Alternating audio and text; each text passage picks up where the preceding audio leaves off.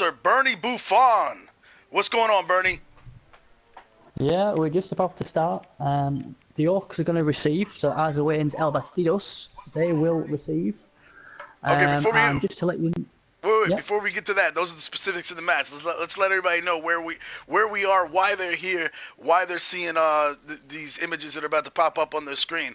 This has been the result of basically the whole season long, season 1 of the PS4 Championship Cup for Blood Bowl 2. This is the official Cabal Vision season that turned into 16 teams qualifying for the playoffs. You see here on the screen the first round. These were the first 16 teams playing it off in 8 games. These are the ones that advanced to the next round, and then they went down to the final 4, and now we are here at the championship match. 2 teams making it all the way, fighting, cutting, scraping, clawing, doing whatever they needed to do to get through, to make it to the playoffs, getting here, and then fighting their way through 3 prior rounds to this moment that we're about to witness. Wizardry is facing off against those vicious orcs, the Malditos Bastardos. And that's what we're about to tune in. Like you said, the teams have already taken the field, and we are going to go check it out on Cabal Vision. So while I tune in, Bernie,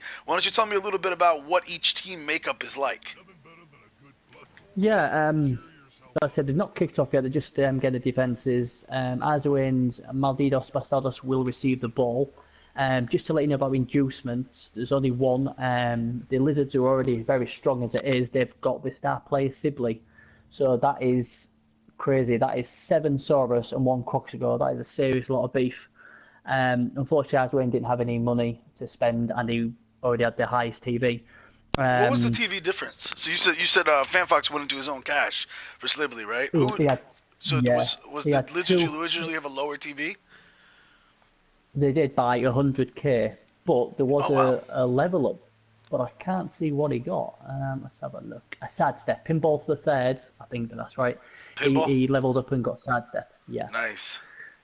So, but yeah, I mean, I'm not sure if the York player Ed Fenech, the thrower, I don't know if he's got an extra boost because he's a Agility 5 thrower. I can't remember if he was actually Agility 5 last time when he played. I don't remember. Well, yeah, my Southport Cowboys, as you just pointed out, my Southport Cowboys were the last team to play the Malditos Bastardos, and they did not have an Agi 5 thrower.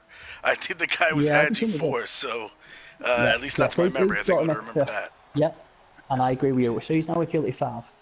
So, go ahead. I'm going to say they just got a quick snap, so the Orcs get to move 1 square. Yep, we're up on the. I'm current, so we're watching all the Orcs quickly move into position on the Lizards, and here you see some of the skill makeup.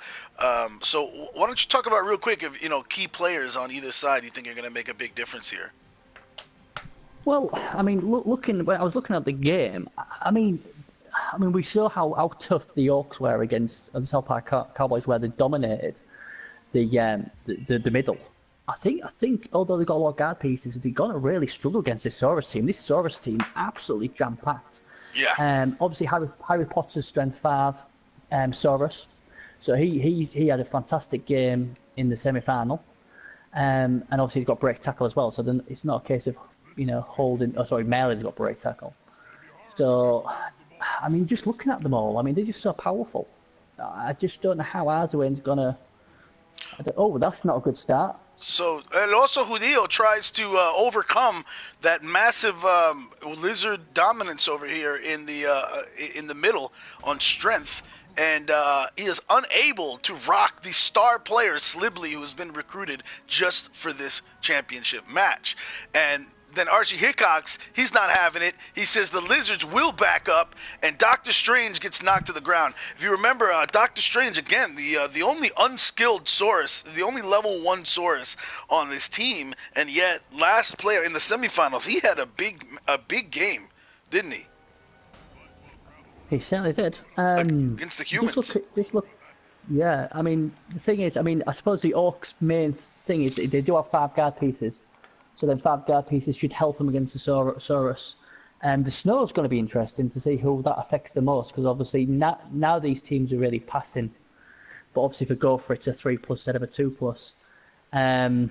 It's a tough one to call, and it'll be interesting how Arzuain actually plays this, because in most of the games he's played, he's been the dominant force. He's had the power in the middle. He's been able to dominate quite easily. That But is a I don't great think he's really. observation. That's very true. I That's don't. Yeah. this has been and in my observation, like this team has not been much about positioning around the ball, or they haven't flexed their muscle in terms of trying to get the ball in the right position. What they've tried to do is get in position to fight, beat the hell out of the other team, and once attrition kicks in, they just walk the ball in when they feel like it. So it'll be interesting to see how they fare against a team that is, for all intents and purposes, just as strong, if not stronger than them. Well, yeah. I mean, the thing is, the Lizards are stronger. There's no two ways about it, and they've got more people who are stronger. I mean, they've got 8. It's just crazy amount of power. Especially so with that's what I say. Yeah. Usually, the Orcs just hit, carry people off, and just walk the pitch and score. Not, it's quite a simple game plan. Today, they're going to need more than that. And they're not going to just punch a hole through. There's too much strength there. And obviously, some of the Blackhawks don't have block, and this was the weakness we thought when they played your guys. That is this lack of block going to, come back and haunt him? So it didn't last match, that's for sure. It didn't, but this time he's going to get a lot of 1 dice blocks. Where before maybe he was getting 2 dice blocks, he'll be getting more 1 dice blocks. Yep. When you haven't got block, you'd have to say FantFox is the favourite to win today. Not saying he will, but I think the Orcs are going to have to try something different. I agree with you. I think the lack of block is going to hurt, and they're what's that? What would you, if you was the Orc coach now, what would you do? What would be your game plan? I think you have to go a little different. Than your normal strategy was group up and try to punch that hole, like you said, control the middle and just win through attrition. I do think that the Orcs can win through attrition, but by slamming everybody into the middle like they used to, I don't think that that's necessarily going to work here. They might actually have to spread it out on the Lizards. Their advantage is that they've got the very high armor value, so they can afford to mark up some of these Saurus, right, and then go skink hunting. Whereas other teams may not be able to keep taking that pounding. So you may get to the point where a couple of these Orcs have to tie up the Saurus, engage in some of that back and forth slugging, and then get to the skinks. The only problem with that is that there are 4 mighty blow players here on the Lizard side too, so that could backfire. I don't know. This Orc team has tough sledding ahead of them. Yeah, and the thing is as well is the Lizards are faster as well, so it can't. So if the Orcs go to one side or the other, the Lizards will easily counteract that. They're much faster. Yeah. So this is a good matchup for FantFox. It really is, because like I said, the match in just about every aspect. So I'm just thinking what I would do. You gotta start assassinating. You have to knock down 1 or 2 of these Saurus, or if you can't get to the skinks, and FantFox will protect his skinks. He's not reckless with his skinks at all. You can't get to them. You gotta break down the armor on these Saurus, and the key guys to do that actually here are going to be either Archie Hickox or Hugo Sticklitz, who you'll see back here. Oh, Wilhelm Wiki gets knocked to the ground. Yeah, and so Archie and Hugo, these are the guys that and by the way, yes, if you are a fan of Inglourious Bastards, this is a team themed around Inglourious Bastards. If you don't speak Spanish, Malditos Bastardos is the Spanish version of the Inglourious Bastards, although it technically means damn bastards or whatever. But yeah, so I think the assassins have to be Hugo and Archie, and if they can take out a couple of the Saurus, then the match could swing in the Orcs' favor. So I don't know. I've coached the Lizards before on the league level, and actually I've just won the BBI championship with a Lizard team, and one of the teams that I kind of hate to see with Lizards, I know like Orc coaches don't like to see Lizards. I don't like to see Orcs, because an advanced Orc team can have the Mighty Blow Pylon guys, and they can bang with you. So taking them out is very tough, and if they keep levying those hits, and each one of these individual Saurus is very, very important to the team. So you lose one, and it really could change the character of the match. So I don't know. This one could swing in either favor, although I agree with you. I tend to favor the Lizards. Yeah, and we just saw obviously one of the Saurus using his Mighty Blow there to stun Will and Wiki already. just doesn't look good for him. I mean, I just, And just Arzawayne, by the thinking what way, I has a would do. commitment to Pylon like you wouldn't believe. Like it looks like he's being very conservative here with it. Maybe because of this particular team he's facing, and he knows he needs every little last bit of strength he can get. But when Arzawayne locks on your player, and he's decided he wants to take him off the pitch, he'll do whatever he needs to do to take him off the pitch. Yeah, well, that's what he's going to have to do. He's going to have to take a few of these lizards out, because if he doesn't, he won't win. It's as simple as that. He needs to take some of these out, because he can't go. I just can't see how he can go toe to toe with all this power. I mean, he's got the guard, but obviously he's in a cage, so guard will be not as relevant. But and just as a big old coach myself, I'm usually can solve what to do. But even now, I'm struggling here, thinking, oh God, what do I do? Because if you score early, FantFox should go down the other end and score. Oh dear, that's not good. Nuffle says no. Now, what's he going to do? You still got 3 rerolls. You got a reroll, haven't you? And Nope. Marcel decides to just take it like a man. Take one for the team. Literally. Takes it like a champ. Uh-huh. But, We'll see what happens next. Now, how will the Lizards respond? So this is something that normally, again, I haven't seen from Arzawayne in the past. Arzawayne normally will immediately reroll. And, he's not very thrifty with his rerolls. But for some reason here, I think he figures he's going to need them. So, normally, by the way, how do you think the weather affects these teams right now? The blizzard. I think it's great. I love the snow. I mean, it just looks great. Right. I don't really think. I think out of the 2 teams, it'd probably affect the Orcs more, just because they're a bit slower, so they're more likely to go for it. So, I would say it handicaps them more than it does the Lizards. Except that I know FantFox is a coach, and I think he likes to take those skinks and get the GFIs. So that might end up limiting FantFox, because the skinks are more likely to get hurt from the GFIs. Yeah, the thing is, though, I mean, he hasn't got the ball, though, has he? That's the thing. I mean, it's I mean, obviously, even, for instance, Arzawayne, you might think, oh, I'll spread the field, like, we've said. Like you said, spread the field. But usually when you spread the field, it's trying to get a cheeky throw in here or there. But obviously you reduced in your throwing lanes and how far you can throw it.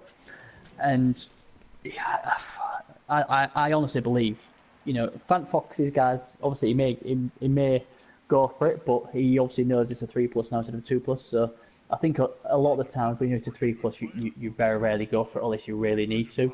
I think when it's a 2+, you are a bit more frivolous when you go for it, because you think, I'm never going to roll a 1. Right. But I think the snow is strongly in favour of Wizardry, because they move faster, and the Orcs have got the ball, so the passing is limited as well. Absolutely. And they're going to see Harry Potter try to punch a hole in that cage, and he does successfully. Harry Potter has grown so much since we last saw him. Must have been some black magic. or steroids, I mean, when I saw Harry Potter, he was just a little boy, wasn't he? Now he's got a big, massive wizard. Yeah. What a difference some Blood Bowl makes. Absolutely. So the ball carrier is marked. Of course, the ability of Ed Fenech to dodge away is great. Yeah, I mean, that's the plus point, isn't it? He's agility 5, so this doesn't scare this Orc like it would normal Orcs. He can just dodge on a 2+, and he's got 3 rerolls, so only double 1 will suffice. Oh, by the way, normally, we'll ask you about the weather. Normally, the weather would be something that I don't actually think would affect that many teams, other than the skinks with the GFIs. But because of the Orcs with their Agi 5 thrower, this actually is a negative against the Orcs. In most cases, Orcs, they're not throwing anything past a short pass anyway. But this guy can throw a much longer pass, and now this weather is kind of taken away one of those options for the Orc team, so something in their arsenal is kind of neutralized. So that's something in favor of FantFox. Well, that's it, you see. I mean, usually, obviously, we know his game plan is to stomp. But the thing is, if that doesn't happen, then you also look at trick plays or passing, and obviously, with now being agility 5, that was a viable option. But the problem is now with the snow here, it's not, unless it's going to do short passes. So And Um, Gandalf decides to bonehead right in the middle, just like we saw in the semifinal match. Gandalf is yeah, confused by all the snowflakes coming down around him, and he is trying to catch several snowflakes right now with his tongue, much to the dismay of FantFox, who's screaming at him, "Hey, get over there! Stop this ball movement!" And no, Gandalf is just totally amazed with the snowflakes. yeah, he's a big tub of a lad, isn't he? He doesn't do nothing, but you never know. He might make that one play later on that'll win him the trophy. So, but yeah, it's not good. He had a mare in the semi-final, and he started off just as bad.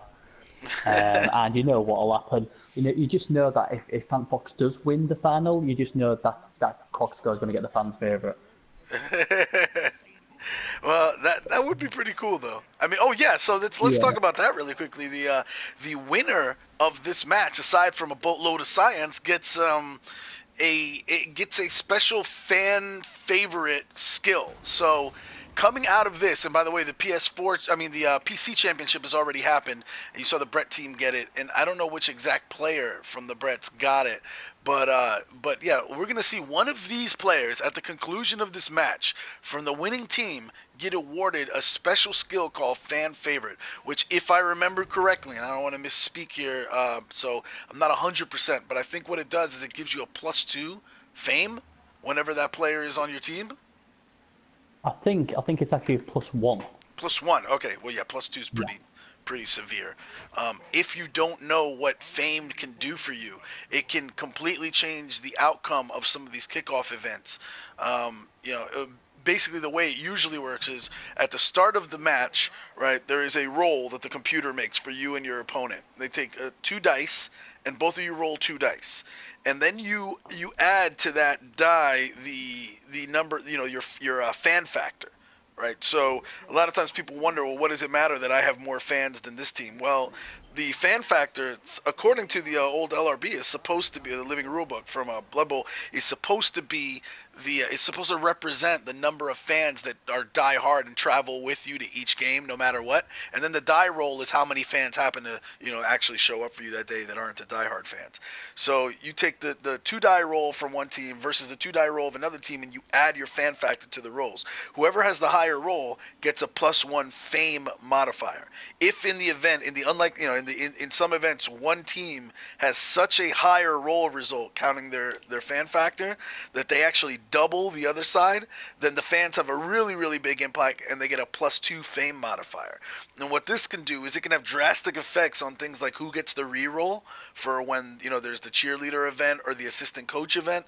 So for each cheerleader or each assistant coach, that adds something to the roll, or as well as your fame modifier. Also, when you do like pitch invasions, the team with the higher fame is less likely on the die roll to have people get knocked down. And then when it comes to who gets hit with the rock, that's another thing that it can come into play with. So fame is a really, really big deal in this game, and having that modifier, an automatic +1, means you could walk in on with a very small fan factor and still end up, because of this player now, having a distinct advantage in the kickoff events.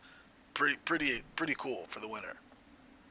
Yeah, I just like the fluff of it as well. I mean, this guy, what the fans just love, Yeah, it's pretty cool. Obviously, he'd be a marked man. Everyone will want to kill him. definitely. But yeah, it's pretty cool. Fame's one of those things, isn't it? Where I mean, it's good when it works for you, but it does bang up your TV if you're any good. I Oh, it's don't know. annoying. Actually, so I think we asked for clarification for this in the forums. All right. If I'm remembering correctly, by the way, the super bonus, that's a good thing for you to point out. The fan favorite skill does not add to your team value. That's right. Yeah.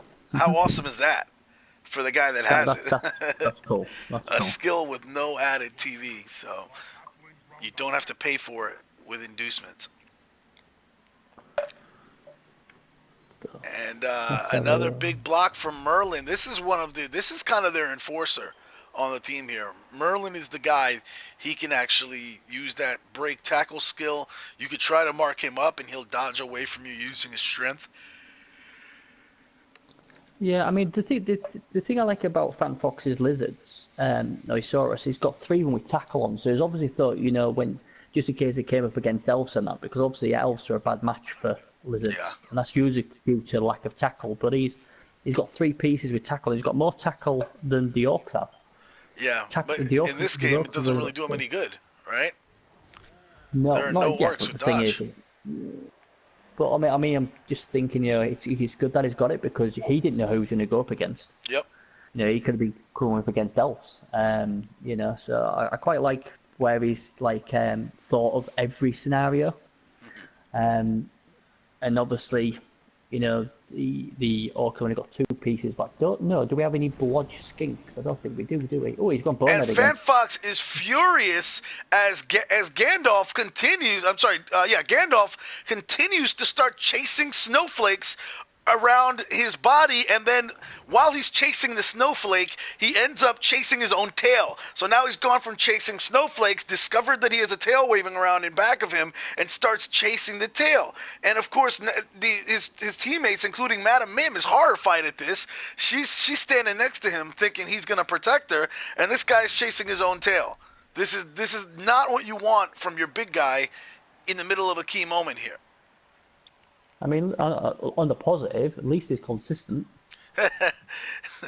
Consistently sucks. And Willow is going to well, drop back a little bit here and continue the safety role in the center of the field. It's not looking Severus good, Snape this, with is it? ineffective block. I mean, it's enough to push Wilhelm Wiki back, rather. And we will see if next match the Orcs will continue the push. But this is not how you want to end up, Bernie, at the end of the team for the Lizards, because we talked about the attrition rally, right, and knocking the key players down. This is a dangerous situation. Slibley just got knocked out, so a lot of Lizard men still in contact with these Orcs, which is what you don't want, because normally the Lizards also dominate in strength with these guys, but the Orcs are bringing their own firepower. And one of the guys that's left in contact here, by the way, so Slibley being out hurts a lot, but another one of their key players is Severus Snape with that dodge and the mighty blow and the blot. Well, one of those killers that we talked about earlier here for the Bastardos is Hugo Stiglitz, and he's still in contact with Severus Snape. So you can bet there's probably going to be a nasty block over there, and I would bet money that there's going to be a pylon as well if it at first is not successful in knocking Severus off the pitch. Right, they've made a gap. I mean, it's got a bit lucky because obviously the Crocs is again Gandalf has gone bonehead, so there is a gap for them to go through. The problem is I can't see where they're going to get more than 3 orcs to protect him. But I'd be tempted to go for this. But then again, you see 5, 1, 2, 3, 4.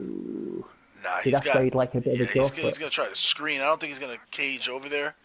If anything, I think he'll try to play. screen. And he'll move, but I don't think Arzawane is that concerned with. Look at that! Spends the reroll. To him, it's key that they knock Willow out. And again, I think that if Willow doesn't go down on this first hit, there's going to be a pylon. And I think Arzawane is more concerned with the attrition right now than he is. And that's the Willow is the Agi Force Skink is the heart and soul of the offense. He expands this team beyond. And look at that. Willow is not just a flashy player. He's just not a guy that comes in for the glorious moments and and takes the credit for the touchdown and does all the flashy, dodgy stuff. Willow just took one on the chin, and he's going to be getting up next round like a boss, like it's nothing. So Arzawane, so this is what I was thinking. Arzawane is not going to be that concerned with moving down the field at this point. He wanted to knock out Willow, and he wanted to knock out Severus Snape. And if he could have set up downfield and advanced the to a screen over there, he would have been okay with that. But that's not his main concern right now. But he is building for it, though. He's starting to carve his little section out over there. Yeah, I think he's missing opportunity there. He had a gilt-edged opportunity to get himself some good real estate there, and he's decided not to. I mean, obviously now the Lizards are going to be able to track across, and that cross score is going to come good eventually. Yeah. I think it could have. I mean, obviously the snow makes it a bit more tricky, but I think if that was me personally, and only by my experience, I would have made a run for it. I'd have gone through, before he could reposition the rest of his lizards. I mean, I can appreciate why they would pile on the skink because of his agility 4 skink, but I think positioning of your plays further down the field was more important than what he's done, because, like I say, most of these Saurus are out of position at the moment. They won't be by the end of this term. Yes, no, and that's true. And I'm not advocating. I'm not saying what was the right move.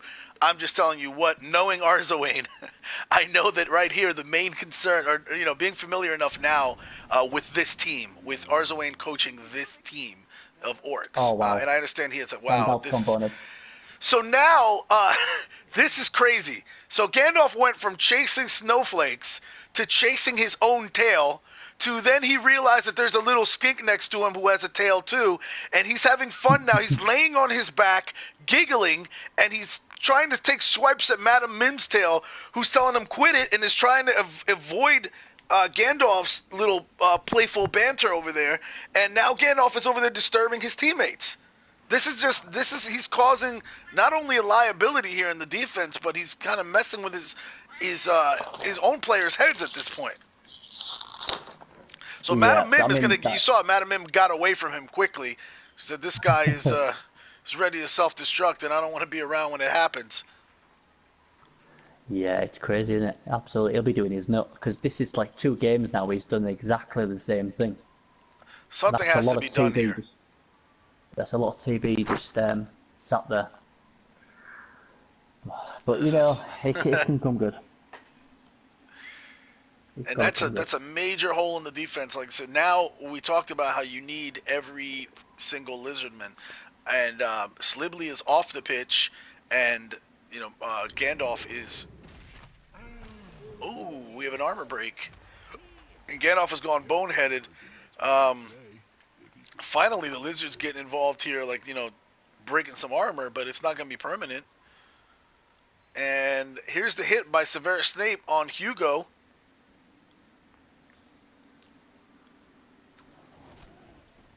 It won't be permanent. FantFox trying to figure out whether he wanted to actually mark up the thrower, because there's a bunch of guard around those Saurus. So this is an interesting situation here for both teams. I mean, it's got to be annoying for FantFox, because there's that break tackle. Oh, there we go.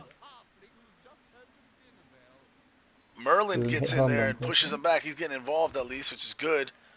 And then it'll be interesting to see where he puts him. I'm sorry. So you said it's got to be frustrating for FantFox. Why? It's got to be frustrating because the Crocscrow just stood there. Yeah. I mean, the thing is, luckily the speed of the other lizards is coming across. But this is what I said to you the last turn Arswayne had.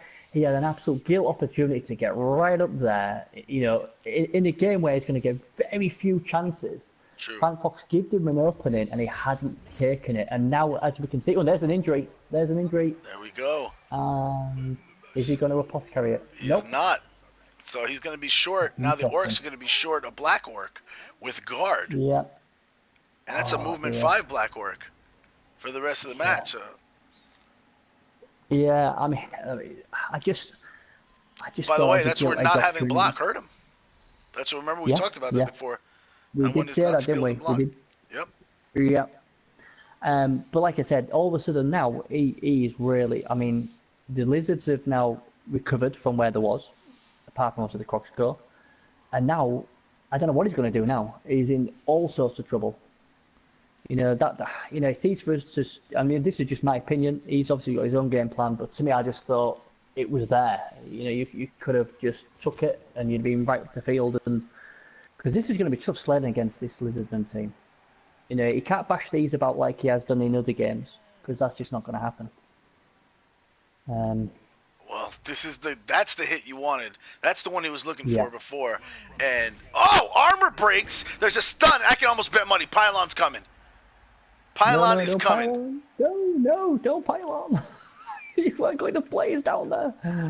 No, he Yeah, actually there is you go. decides Yeah, not to. common I'm sense. surprised.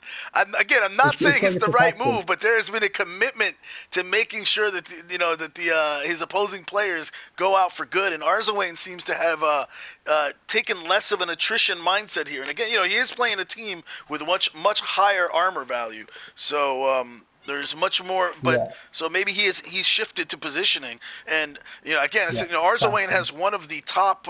Actually, has last time I looked, he had the top dark elf team in the season 2 ladder, as well as the top orc team or one of the top orc teams. So it's I'm sure that he can play the positioning.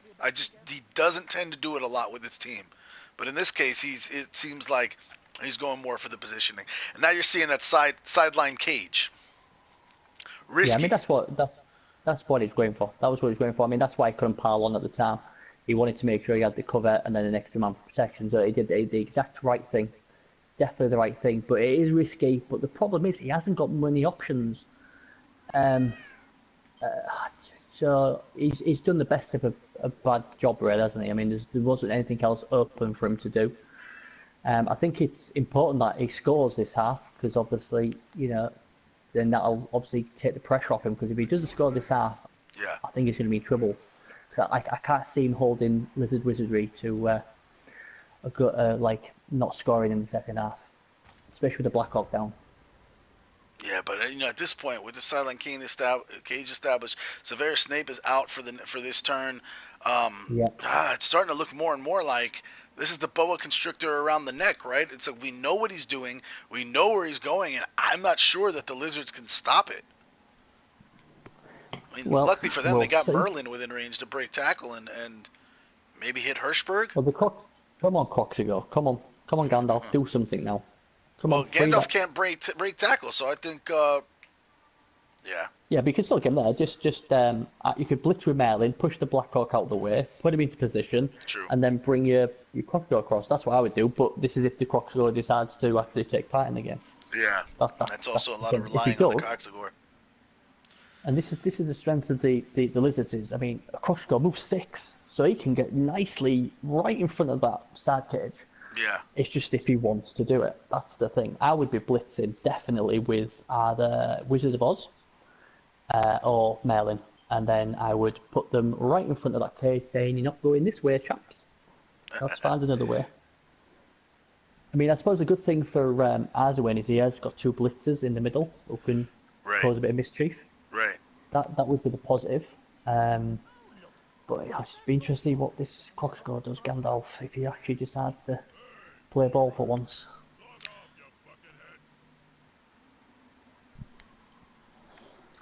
But obviously, I mean, the thing with FantFox, when I've played him, he does take his time. He doesn't rush things. He deciphers what's the best thing.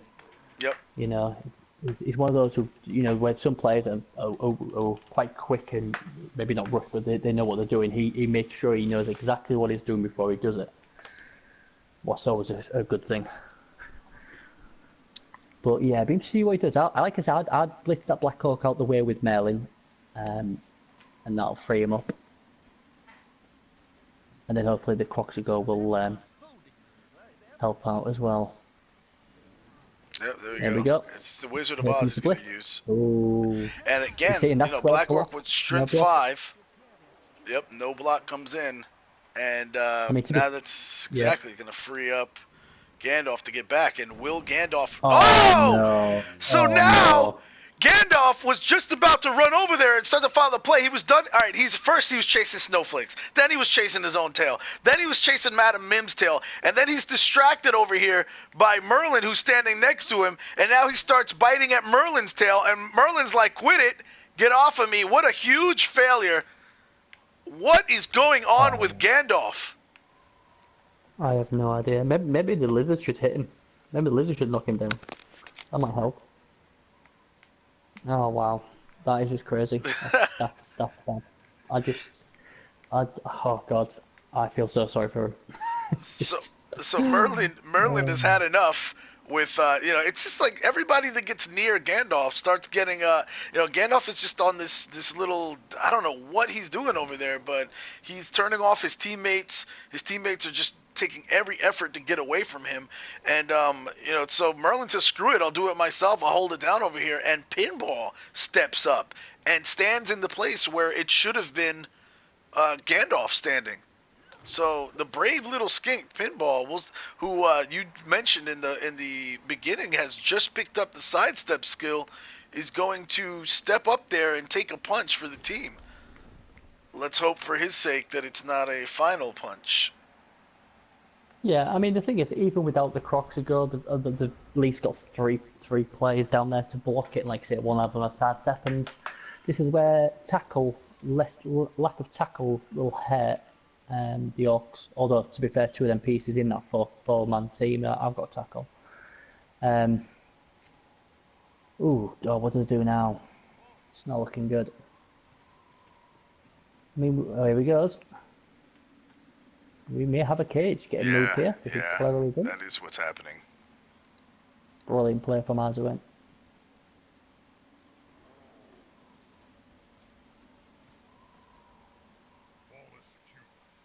And all of a sudden, it just got a whole lot better for the Orcs.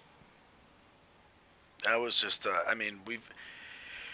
Blood Bowl is a game of, because of the dice, it's a game of planning for contingencies, right? When the dice go wrong, you have everything planned out, and you know what your backup plan is going to be, or you're quick to adapt and and adjust when the dice go badly for you.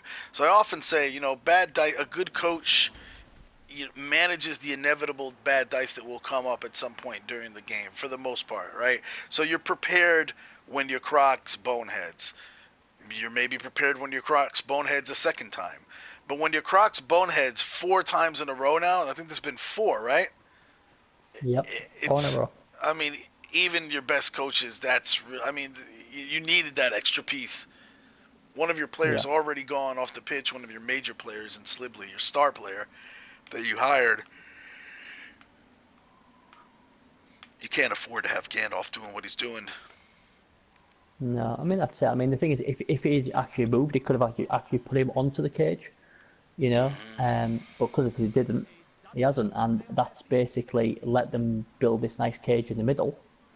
And a few of the lizards are being tied up, and they're a bit out of position. So at the moment, you've just got one Saurus plus 2 skinks trying to stop these 5 orcs, or these 6 orcs. Couple brave skinks those are. I mean, I'm really surprised. Pinball stepped up and said, stood up to the bully, but and he didn't have to pay for it this time around. We'll see what happens though. Let's just see what then. Is this Croxigo gonna actually do something? Not that. I mean, he's tied up a bit now, so. Oh dear me. He's got guard. The 2 Saurus next to him both got guard, so that helps. Yeah, and the thing is, because he's boneheaded, he's not adding to the tackle zones over there. So I think, that's just... Yeah, it's not good. The Lizards do have the pieces in play to definitely slow the cage down. It might be at some expense, but... If FantFox wants to just, put his agility 4 guy in harm's way. Yeah, because that's what it'll take. They'll have to mark up the outsides of the cage, and even if they do that, remember the ball carrier has agility 5, so any tackle zones that the lizard team puts in front of them can be decently maneuvered. Well, there's a plus. Gandalf's actually woken up and pushed an orc away. So, finally. Hey, there we go. So as we see, now with all of his players having previously abandoned him, Madam Mim came back over to his side and whispered in his ear, "Hey, wake up, dummy! What are you doing?" And he finally wakes up, says, "Hey, who's this guy next to me?" and knocks Marcel back. It's a strength 5 black orc, freeing himself up for next turn, but next turn may be too late. Unfortunately, Madam Mim's still locked in that tackle zone, but if she can get over and put contact with some of this cage here, maybe stuff can change for the lizards. All is not lost yet. Yeah, I think the Croxigo's been playing with the lizardman's tails, and then he also went to the orc and realised he hasn't got a tail. And he got Yeah, angry. get away from me! Get away That's from right. me! Who are you? I think that's what That's exactly what happened. No tail? Wait, what? happened. Orc! Dirty That doesn't. orc! That doesn't feel like Lizard's tail. What Yeah. is that? So, okay, so they're not going to blitz with Merlin. Hmm. They're going to I think just what it stand him in front of the is cage. yeah, I think because it's agility 5 thrower, it makes no sense. I presume that's what he's thinking. See, I was And thinking obviously, that can see. one of the choices here would have been to mark up the corners. Excuse me, it's been a long day at work. But I thought that we might see that. Is mark up the, have a blitz to put a hole in the side of the cage and then mark up the corners. But I think the Lizards are starting to see that maybe that's what he's gonna do. So he's gonna Harry Potter is really one of the equalizers over here. Strength 5, Saurus, who does not bonehead, and so he wants to get him in position. So wow, this is pretty smart here. And are we gonna see one of those GFIs at 67%, or is he gonna leave him right there? I mean, that's the thing, isn't it? I mean, this Yep, orc thrower. Oh, he don't go goes on. for it. I mean, this. And he There we goes for the go. extra. He tries to stretch his range a little too much, Oh, he's dead. and he slips and falls. It looks like he's dead. He is not getting up. The apothecary has to come out for this. Yeah, that's a no-brainer. He's laying on the ground motionless. FantFox is definitely bothered by this. The Wow. Blizzard a big factor, and the apothecary doesn't come out? I am confused. I am completely confused about this. Wow. He hasn't used it. He hasn't used it. I'm speechless. Your best Saurus is dead, and you haven't used it. The only thing I can think is that FantFox was thinking that's not his best source, and or he's not his best player. The Strength 5 is great, but he's got a guy with break tackle and a guy with dodge. But I mean, what are the chances of those guys being the ones needing the apothecary? I think you got to stop the bleeding now, because now, wow. I'm speechless. I don't understand the reasoning behind that at all. Nope. Nope, I don't either. I mean, the thing is, though, I mean, I think he deserves it, to be honest. I mean, it's a 3+. Everyone knows you fail to go for it on a 1 anyway, so you're always pushing the ball out. He didn't need that extra space. That's remember, he only used his Evo. Yeah. He only used his Evo, didn't he? So, to me, it's a bit of a... I just don't get it, and he's paid the ultimate price. But then this is I talked about that. I said this remember when we talked about how the Blizzard would impact. I said FantFox likes the GFI. He really does. Yep. And I've seen him push his luck before on it, but that was unnecessary too. Like yes, it was better positioning with the extra space. It was better positioning, but the real crucial one that was worth making it was the first GFI. I don't think that second one was absolutely necessary. You could see what he's trying to do once you get onto the cage, but the thing was you didn't really need that, or not in my opinion anyway. But like you said, I mean, I always worry when I feel so many go for it on a 2+, so 3+ I try and do without the plague, and he didn't need to do it. That's the thing. Right. Or I don't think he needs to do it, and he's obviously paid for it. But I mean, I can't believe he hasn't apothecated it. I really can't. Well, so Mojo thinks, and this is the only explanation I can come up with as well. Mojo thinks that he's probably thinking it'll be a wasted Apo, because even more, there's a good chance that it turns it into a badly hurt, or something else. It's not going to be a stun, so you're just saving him from death, right? So he's turning a ball handler into a no injury. I mean, I'm sorry, if he hits a badly hurt later, he can turn it into a stun. And save a player in the game. Yeah, but apothecary, if you get badly hurt, it comes back, doesn't it? It comes back the same game, doesn't it? Or is it just? No. Oh no, of course not. That'll be why then. Yeah, so it'd be yeah, so that's what he's thinking. Very brutal. Yeah. But then what's the point of using apothecary? Maybe that's why Arzuane didn't think it is either then. That's maybe why Arzuane let it go. Yeah, because the final game, so they don't need the strength 5 guy. Yeah, it's got to be the only reason then. It's got to be because if they're not going to be playing the game after this, I suppose. Yeah. You know, I mean, there has I been talk of suppose. where the championship team would go, floating around, and so yeah, of course, it's nice to have your strength 5 guy if this team plays after these championships. But this team's not coming back for a championship after this. This is their one shot for the glory. So FanFox is thinking my Appo is going to be useful to keep guys on the field. Yes, we have Sir Ironclad in the chat. What's up, Sir Ironclad? Yes, this is the grand final for the PS4. The PC final happened last Sunday with the Bretts taking it all, and this is the PS4 final. Lizards versus Orcs. Yeah, I mean, the thing is, this Oh, is and why by it's the a bit of way, a shame. Mojo pointed out Arzoane had a badly hurt, which that one can turn into. That's what you could turn into a stun. With pretty Right, sure, okay. yeah, he would have come straight back into the game. That's Mello pointed out, not Mojo. Sorry. Yeah. That's the only really negative I have over the sea ladder is obviously there's so many great teams like yours and these two here and various other ones, and they really haven't got a home to go to. This is where I would have like Blood and Tears and MML. They could have said, you know what, you can bring these teams into the leagues because no one's cheated getting this team. They haven't done anything dodgy. They've actually gone through the proper ladder. And it's just a shame a few of these teams, you couldn't use. Like I'd have liked the MML to say, you know what, bring them in. If you want to use them, you can do. You're still restricted to the cap and everything. So obviously, but these teams now are probably not going to do anything. I mean, obviously, the only reason my coaches of instructions are alive is because I didn't know you had to be alive to get the science. So, right. But after that, they'll be gone, and it's like there's nowhere for them to go.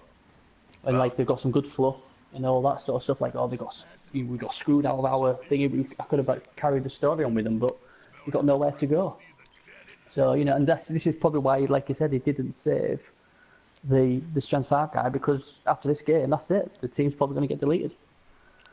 I don't know. I don't think anybody's deleting the championship team. I bet money they're not deleting it. But it will. Yeah, I mean, where it ends up is a thing that'll probably still be figured out by some leagues. I'm on the MML board, and I did raise a proposal early before there was even talk amongst the leagues. Early, I raised a proposal saying, hey, should we offer an in to the league? To at least normally there's a policy in most of these private leagues is you don't bring. Blood and Tears does not have this policy. You can actually bring in outside teams into Blood and Tears. With Perpetual, if you want to actually participate in the Perpetual League, there's a little bit more of a, there's a TV restriction, but and it's encouraged that you build your team in Blood and Tears, but you could bring an outside team in. But a lot of the leagues as well, like, the MML has a, hey, we only take teams that were put here in the MML. But I did raise a proposal to make an exception for the PS4 championship team. And, Dodge breaking the tackle through two defenders. FanFox decides, you know what? The scoring is not an absolute here. And the Orcs thought they had the bird in the hand. And Lizards like to eat birds, apparently. Yeah. So anyway, short story. It was voted out. It was people said, no, the majority of board members thought, we just want to keep the MML story, and not bring in outside teams. And I respect that. It's a valid choice. It's saying, hey, the MML universe is the MML universe. This is another universe. The Championship Cup is more. It is less about the teams, it's more about the coaches, and the MML is a different story. The MML is about the franchises, the actual players, more so than the focus is on the coaches. So, but I'm sure that there'll be a place somewhere for one of these two teams, and Yeah, I mean the Mojo never said that Blood and Tears are going to be accepting these teams, the championship teams. Obviously, he's thinking the Malditos Bastardos will be in Blood and Tears next season. So that's good. I mean, both of these that's coaches good actually are in. Well, Arzoin has joined Blood and Tears since I think the playoffs started. So he didn't start off as a Blood and Tears guy, but he will be next season. So yeah, it's a good chance you'll see one of these. I think that's that's the smart player, because there's a lot of history with all these teams, and for these two teams, especially the team that wins it with the fans' favourite, for them to be able to go into another good league and be able to play in there, I think is fantastic. So. Yep. Total kudos to Blood and Tears for doing that. I think that's the right decision. I really do. I mean, I think if you look at the Blood and Tears, a lot of them do play in the Sea Ladder as well, don't they? So I suppose it makes sense why they would bring them in. So that's good. So I would say probably the strongest league in the Sea Ladder has been Blood and Tears so far. Really, a lot of domination, like a lot of Blood and Tears coaches in there. I had the conversation about that, where everyone was saying, "Oh yeah, the Sea Ladder's been dominated by Blood and Tears," and they are right. But in the MML's defence, a lot of our best players do not play in the Sea Ladder. Yep. So that's my excuse. Well, I mean, that's a lot of people. It's not. There's no. Another pylon here. The Orcs going for it, and wait. Merlin stunned. Okay, that's the guy that I don't think the Lizard team can afford to lose. But yeah, I mean, regardless of what it is, there's a lot of players out there, period, that don't play in the Sea Ladder that are good and probably could compete. And they'll argue that it's. I've heard some that are good players and they don't even try because they think it's the algorithm is too grindy. Although Season 2 completely different on the algorithm. You can really, you see some top teams up there with 11 games played. So the time commitment's not too bad. Whoa. Try to dodge away from the Crocs. The Agi 5 thrower at first doesn't succeed, but manages to get away. This is turn 8, and it's pretty intense. Yeah. And this is where it could become this is where it's an issue with the Go For It now. Can he blitz? He hasn't used his blitz. He can blitz. No, he hasn't used his blitz. That's exactly what's going to happen. And also, oh no, it's not. He's not even going to blitz because there's a sidestep on the skink. Yeah. Nice. So Inosu Dio goes around the skink, beats his chest, and the Orcs take a lead in turn 8. This is exactly everything that Arzoane could have hoped for. He trundled downfield, inflicting a bunch of hate and discontent on the Lizards. He beat him up all the way down there. He scored in exactly turn 8. So there's probably not going to be it's possible for the one-turner to happen. In a Blizzard with the Go For It's much harder. This is not a favorable situation for FantFox to get the one-turner in. And he's managed to take out the Strength 5 Harry Potter. Strength 5 Mighty Blow Saurus. Harry Potter. So everything working out for the Orcs. Yeah, I was impressed. I thought he had to do a Go For It, but obviously checking back he didn't have to, so that was a smart play to do. If you're FantFox, you're gutted because you didn't do much wrong there, and you got the brave tackle in, you took the guy down, but the key thing there was the York had agility 5. He could go in, get the ball, and then dodge out of the prehensive tail Coxico. But I think for the game, we needed that touchdown. I think we really need that touchdown. We've got it, and now the pressure's on FantFox to deliver. We could be going to BBC. Yeah, yep. And if you're not familiar with it, BBC, the BernieBuffon conundrum. So when a good team in a good position to score decides to score on turn 25 in overtime. And as we know, there is no turn. We know this now, right? There is no turn 25 in overtime. It's disgraceful. I'm sure there is. I think the ref just screwed us over. I'm sure there is. You see, the thing is, though, you see, it can't be proven because no other team's gone to 10-25. Now, if one of these teams went to 10-25 and did score, then maybe I'd say fair enough. But nobody else has proven otherwise. So until someone tries to score on 10-25, we're going to say we got screwed by the ref. It's doing it. Nobody else. You can go see anyone else. Have you? So. By the way, so this is a defense right here meant to minimize the one-turner. You see how he's grouped everybody over here. They're kind of grouping it for those of you who want to stop one-turners. A lot of times grouping your guys together like this is not usually that on the line of scrimmage. is not the best move because they can kind of, it's more players to add to the chain push. But he's putting the Black Orcs on the corner so that there can't be an angle used. I wish I had one of those Madden pens right now. Right? You go here, and then what you're doing is trying to prevent the hit here, and then the one guy, the quarterback passes to the receiver, and that's reception. And I'm gonna say a bunch of obvious things too. So Snape, yeah. So basically, the orcs are here to prevent the little side hits, and then he's ran these guys back. You see on the 2 yard line or on the 2 meter line or the 24 meter line, I guess. He's got these players sitting back here in case they do somehow manage to chain push his skink up and get the go for it and go for the touchdown. He's got this little line here making the skink have to take a couple extra dodge rolls. Here's my other little recommendation. If you're doing one-turn defense and you're sitting these guys back, right, move them to 4 meters away from the end zone, so the 22-meter line, because that makes an extra dodge have to happen. So if you're the skink, you get into the tackle zone here, you got to dodge 1, dodge 2. As this line is set up here, if you're the skink and you make it to the 22, you go into the 24, you still haven't made a dodge. Maybe a GFI, but not a dodge, and then you only got to make 1 dodge. So move them up. Little tip right here. This is the line you want to be at. Yeah, that's it. I mean, I in my challenge game, against Staffordshire, I did a 110 with my Skaven, and I pointed it in the bottom in the corner because there's only 1 tackle zone there. Clicked on it, and the computer said, "No, we're not doing that. We're going to take you another way through 2 tackle zones." I hate when it does that. Yeah, I hate when I was fuming. I'd done all that, all the 110 stuff and all that, got myself in, yes, gonna do this, and then it took me a completely different way into loads of traffic. Oh, man.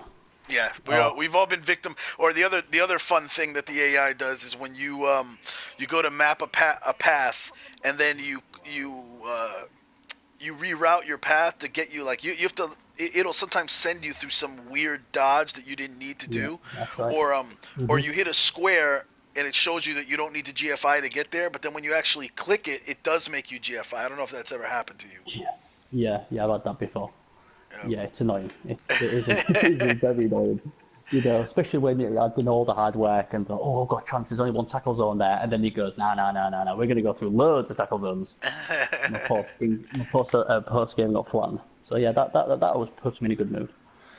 But, by the way, Sir Ironclad asked in the chat, how far did I get? Actually, my team, the South Park Cowboys, is a Chaos team, and it was the team. I made it to the semifinals, and Arzo Wayne's Orcs were the ones that beat us pretty resoundingly too. It was a nasty. It was the attrition battle.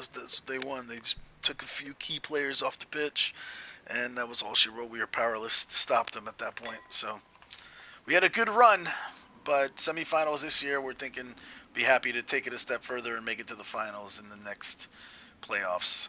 Hoping I make it.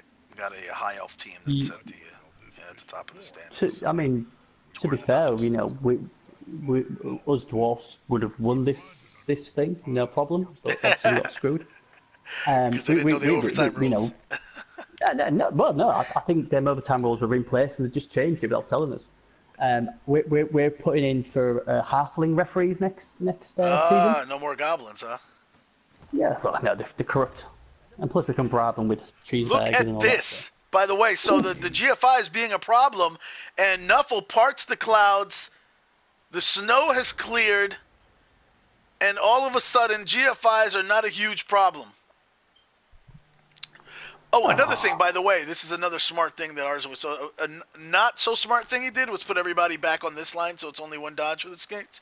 But smart thing he decided was a lot of times, people like the 1 player on every other space, so you only leave 1 gap in between. You put 2 tackle zones for. Right off the bat, Nuffle gets funny and kills the 1 turn. Pretty much, I think this will do it. Double pals. It's the only time you got to be not happy about the double pals. Yep. Severus Snape coming in, knocking back Apache Aldo, and he's probably trying to figure, is there any possible way here to salvage the 1 turn? I don't think so. I think it's a done deal. Yeah, I mean, just to quickly go back about obviously the dwarfs being screwed. V-Power was also the top dwarf in the 16, and the goblins blue screened him, Yep. and he lost. You know, so that's two dwarfs being screwed by goblins. You know, I'm just putting it out there. I'm just That putting it out was there. definitely a controversial event here in the playoffs. The in the Orcs first round against the Fat Lightning. It's V Power V's Fat Lightning. The this is a The nice little dwarfs. dodge there from Willow. Oh, wonder what he's doing. Yeah, they had a blue screen after the first half in which the dwarfs were unable to score on their possession. The orcs got it back, and a couple turns in, there was a blue screen on the part of VPowerV and the dwarfs, and yeah, Arzoin felt that he was in an advantage, and VPowerV didn't want to push it, so it was not replayed, and the match continued. So whatever misgiving somebody may have thought, oh well, you know, the orcs, you know, that first round, maybe they didn't earn their way through. Well, since then they've made a lot of waves here and showed that they definitely belong. So So the short story was the goblins screwed another dwarf player. yeah, I guess you can see it that way. Yeah, I don't know. I don't know what the aim here was in dodging Willow there, No where he idea. is. I have no idea. It looks nice though. Maybe he wants to get away from the Coxigo. Before he starts playing with his tail again. Yeah. Yeah, there'll be social services on this case. A full-grown lizardman playing with a Yeah, thief's tail. That doesn't look good. Mojo saying in the chat, Blood and Tears is welcoming the Yeah. What's CCL good? teams. Yeah, I'll be taking the Cowboys. I think I'd like to Yeah. take them into B&T. I think that'd be good. I think you know, I respect every league's decision. You know, if I think one of the reasons why MML might not have took the teams is because a lot of them don't play in the seed ladder, and that's fine. Whatever it is, but it's good that one of the big leagues are taking them in. Yep. So I think it works out best ways because some people who maybe have never been in Blood and Pools before might get the option now and say, oh, you know what, my coach was instruction, there's nowhere to go, but if Blood Right. and Tears will let me take him in, instead of me deleting the team, I can take him in. And then I can be Absolutely. like you, representing everybody. But half-time 1-0. This is just what I wanted. This now puts pressure on FantFox, but I think he'll deliver. He needs Sibley back though. Come on, Sibley, wake up. Oh, there you go. He's up. So Yeah, Sibley decided to take the extra breather for turn 8. Sibley said, you yeah. know what? They You paid me got my this. money to come here, but you know they paid me in here to come in here and do a specific job. I'm not really going to be that good to the team in turn 8. Although, man, Sibley with the grab skill could have really helped out in that last turn. But again, Nuffle with the double skulls and then the double pows kind of killed that anyway. So Yeah. Sibley Yeah. knew what he was doing. He's a veteran. He's like, you know what? I know I'm not going to make a difference here. The extra beauty sleep will help me to make a bigger impact, especially now with Harry Potter gone. They're going to need me more. So I'm going to take the extra turn to rest up and then halftime. Yeah. Here we Absolutely are, smart second play. half. Exciting, So yeah, exciting. but both players have lost a key strength piece. Um, I mean, they've still got the strength of the Saurus. So it'll be interesting to see how Arzuin goes about. But Arzuin's defense has been pretty decent through this tournament. So, you know, it's no done deal that Fant will score. But I've got a feeling, you know, it could go to BBC or overtime, whatever you want to call it. Yep. And dare I say, penalties. I can't see going to penalties. I think the only way it goes to penalties. The only way If it goes to penalties is off. I think the Kings will get it done if they receive. if FantFox's strategy against the humans was any indication last match, he's pretty flat out. He's not giving this ball back to the Orcs. No. No, yeah. I mean, I think he'd be a little more comfortable with giving it back to him in turn 15, maybe. Yeah. You know, Yeah. definitely turn 16. He'd be more comfortable with doing that, but he's not giving it back to him in early on. This is going to No, overtime if definitely. FantFox can help it.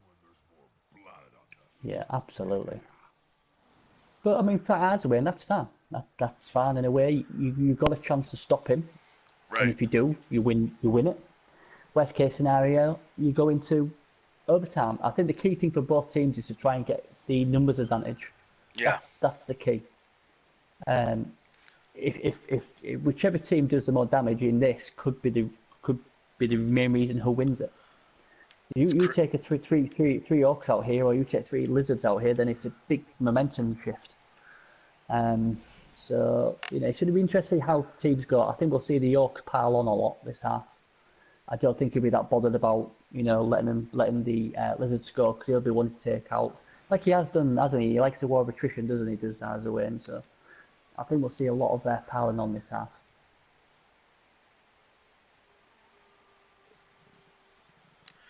And I'm surprised. What I'm most surprised about is that on an orc team with this much mighty blow piling on, and a couple of tackle pieces, that all of the skinks are still just fine for the lizards. Mm. To be fair, they've been well protected for the majority. Yeah. No, great job protecting them.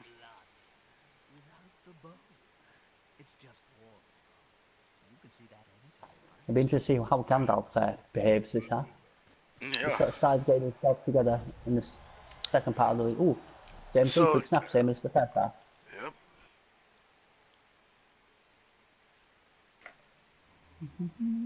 Oops. And for those not familiar with this kickoff event, on a quick snap, the initiative goes to the lizards, and they're going to get a free space. And they are not restricted by the line of scrimmage either. So you'll see, or tackle zones. So you'll see basically the quick steps coming from, like Dumbledore gets over into the orcs' territory right as the ball is snapped, catching the orcs off guard.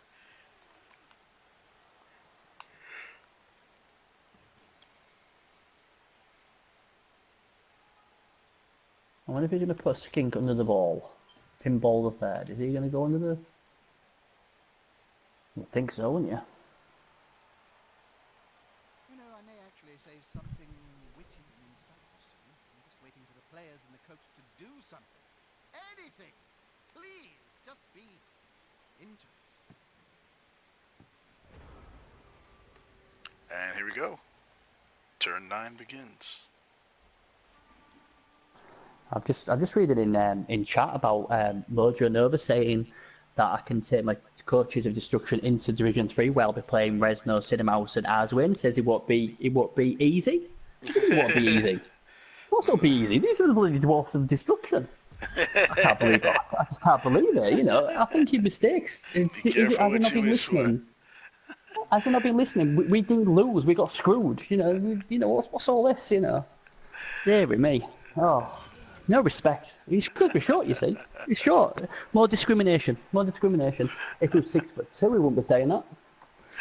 I don't know. Lack of respect for these dwarfs, tell you. So the lizards opening up with the hits, hoping to get some attrition, only managing to annoy Hirschberg. Here we go. Come on, Sibley. Give us some magic. And Slibley's going to come over and mark up Wilhelm Wiki. It's good to mark up those guard pieces so they can't freely move around. And here comes the murderer, Merlin. And there's the block again. Yep. It's the block. A lack of block. Like I said, and it's like a broken record, but we said this in the semi-final, and we said it in the final. Do you really need movement on the Black Orc? Surely block would have been better. Well, I'm sure that the thing about this is that when you, especially with a championship ladder team, right? You don't know how many. There's no limit on the games, so it's just how much time you're gonna have, how it's gonna cut your way. So when you get the ability for the stat up, a movement 5 Black Orc, movement 5 is a big difference from 4. It can get you places where the movement 4 guy would find impossible to get to. So it's useful, but. I'm sure that if he was told, hey, you're going to get the choice between movement 5 or block in the final, I think Arzawin would have taken block. But I don't think at the time he took it, he knew, hey, you'll never get block with this guy by the time the final rolls around. I don't see. I mean, as I say, it's all different opinions. You think move 5 is very useful. I just think on the Black Orc, it should be at the line of scrimmage beating stuff up. It shouldn't be going running all over the place. That's what you got blitzers for. But like I said, it's just that he lost a player through injury, didn't he? Because he didn't have block, and most of the times he's gone down, it's because he hasn't got block. If he could take that hit there, then he could hit back next turn. But you know, just observation. But good to see Gandalf hitting something. Finally, right? No, I guess with no snowflakes around to distract him, he's a lot better able to concentrate. I think he just needed the knock next to him. That's all he needed. Something in punching range. Somebody with no tail to piss him off. Yeah, absolutely. Gandalf likes his tail. Gandalf likes to chase tail. Yeah, so we've heard. But again, you see, it could be, you know, another thing about discrimination. The shorter guy gets punched again.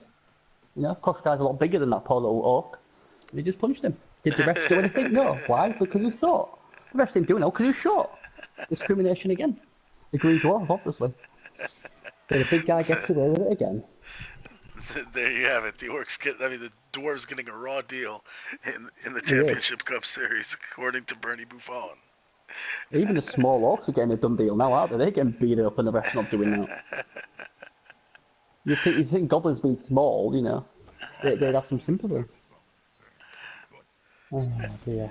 And Hugo Sticklitz is going to, again, just kind of annoy Merlin, pushing him back. He comes out of the shadows, takes a swipe, and then runs back like an assassin, like an orc assassin. What's he running back for? He's a bloody orc. He's not a little skaven. Stand there and take it like a man. Take it like a champ. Come on. Yeah, if you get broken jaw, it doesn't matter. You know, at least you took one for the team. Go hard behind black orcs. Get out there, be an orc. Save me. Maybe he's thinking because the black orcs are bigger than him, they probably won't hit them because they're big. So he's a bit small, isn't he? So maybe that's what it is. I don't know. And the prehensile tail, ineffective. So Gandalf tried to stop Apache Aldo from getting away, and Apache Aldo just jumped the tail like a jump rope. To be fair, for Gandalf, he was picking up a few daisies then when he tried to dodge, so it wasn't Gandalf's fault. There was some pretty flowers on the floor.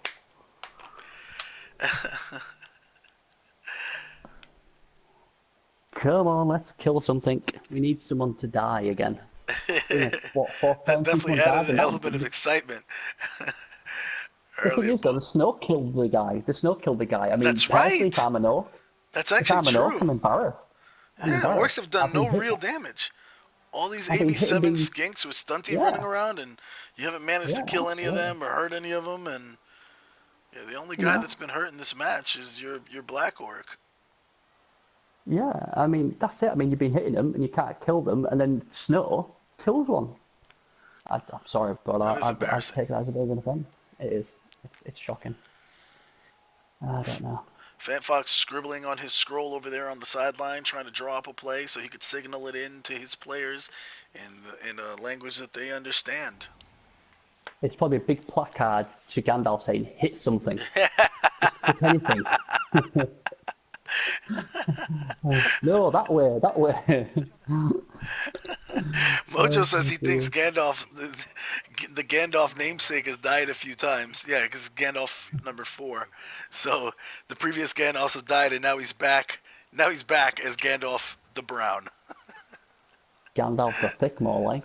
He's not born in. Gandalf the Brown for the dookie color. I don't know. You do know that if FantFox does win this, you just know the Crocs is going to get the fans' favourite. Yeah. Absolutely. It's because nobody can shake snowflakes like Gandalf before. It'd be entertaining the crowd juggling snowflakes. It looks like we're starting to create a little, little screen over here on the right side of the field. Yeah. I'm not sure if FantFox is going to commit the ball that way yet. But then again, he can afford to bring the Skinks over and, get back really quickly if he needs to anyway. Yeah, it's like you said, though, isn't it? Like pulling the opponents all over the place, isn't it? Right. You know, just try and get some space. You know what? I don't. I mean, obviously, if Arzuin gets a chance to get the ball, I'm sure he will try. But I don't think he's that bothered. I think he wants to hit stuff. But unfortunately, his pile-on guys have just been getting pushes. And there's a push this time from Slivly, but Slivly has the ability to grab. Grab is a very useful skill, so he can take that orc and throw him where he wants. He's going to push him back that way. And I mean, the thing is, we've been having to go at poor Gandalf the clocks ago, but it's about time this Sibley did something. He's had a nap most of the first half. Yeah. He refused to come out for turn 8. He then decided, you know what, I'll come out for the second half, and he hasn't done that one. You know, so has not paid up yet. Yeah. He hasn't. He's got to do something as well. As much as we've been having to go at poor Gandalf, Sibley needs to get it sorted. You know. The big players aren't doing the job. Here comes the boom. Merlin on Hugo Sticklets. The Saurus are kind of tired of Hugo running around causing some mayhem, so they want to put him on his back for a second, make him think twice about where he goes and who he puts his hands on. Yeah, absolutely. That's the thing what I like about Merlin. You know, he's like the postman. He always delivers. That's for you, Mojo. That's for you, Mojo. I ain't said it yet. There you go. We've never heard that before. No, always delivers. And I'm wondering if FantFox ran out of time and didn't get time to put the block, Gandalf blocking Andy Kagan, because then that is not on Gandalf. That would be on FantFox. Or if he just doesn't want to risk his Crocs boneheading again. That is a good point, because he has got a history for it. It would be a bit of an inopportune time, but I mean, if he did bonehead now, it wouldn't be the worst thing in the world. I know, they're used to it, so they've already got it planned. But maybe the thing was they was too busy reading that big white placard, trying to squint and say, what does that say? And then just find out what's that. That's what happened. By the time he turns back, he's like, oh, you're still here. Turn over. He'll have to wait for the next turn. And then he's probably going to forget because it's thick, so he'll have to go and read it again. So, yeah. Not good. So, but, yeah, it's bubbling nicely, isn't it? It's bubbling nicely. FantFox, by the way, like we said before, right? He's not in a rush to score. He doesn't want to score early in the turn. So he's not doing some of the things that some other Lizard coaches might have done, like, you know, put a skink out here on the left side, so a relay could happen if he needed it to. And plus, the way the orcs are positioned, they're not throwing everybody into the wide zone, so they're not biting on that, so the reverse can happen. And talking about Sibley being ineffective, now he's going to take a nap for another couple turns.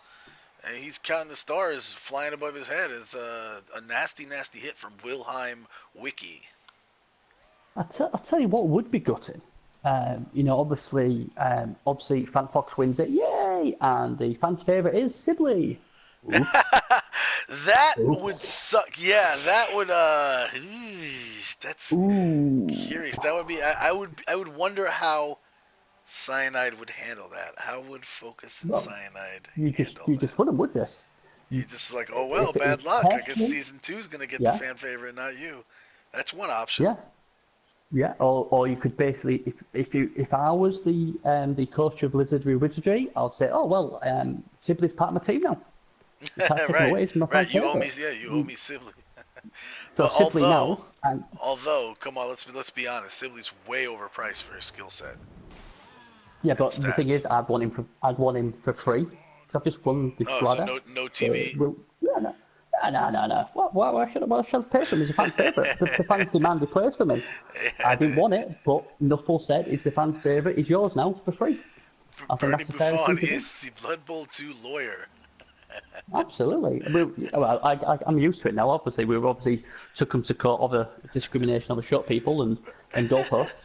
So let's just add this Sibley thing into the argument. We're going to start a new show, spin-off called Better Call Bernie.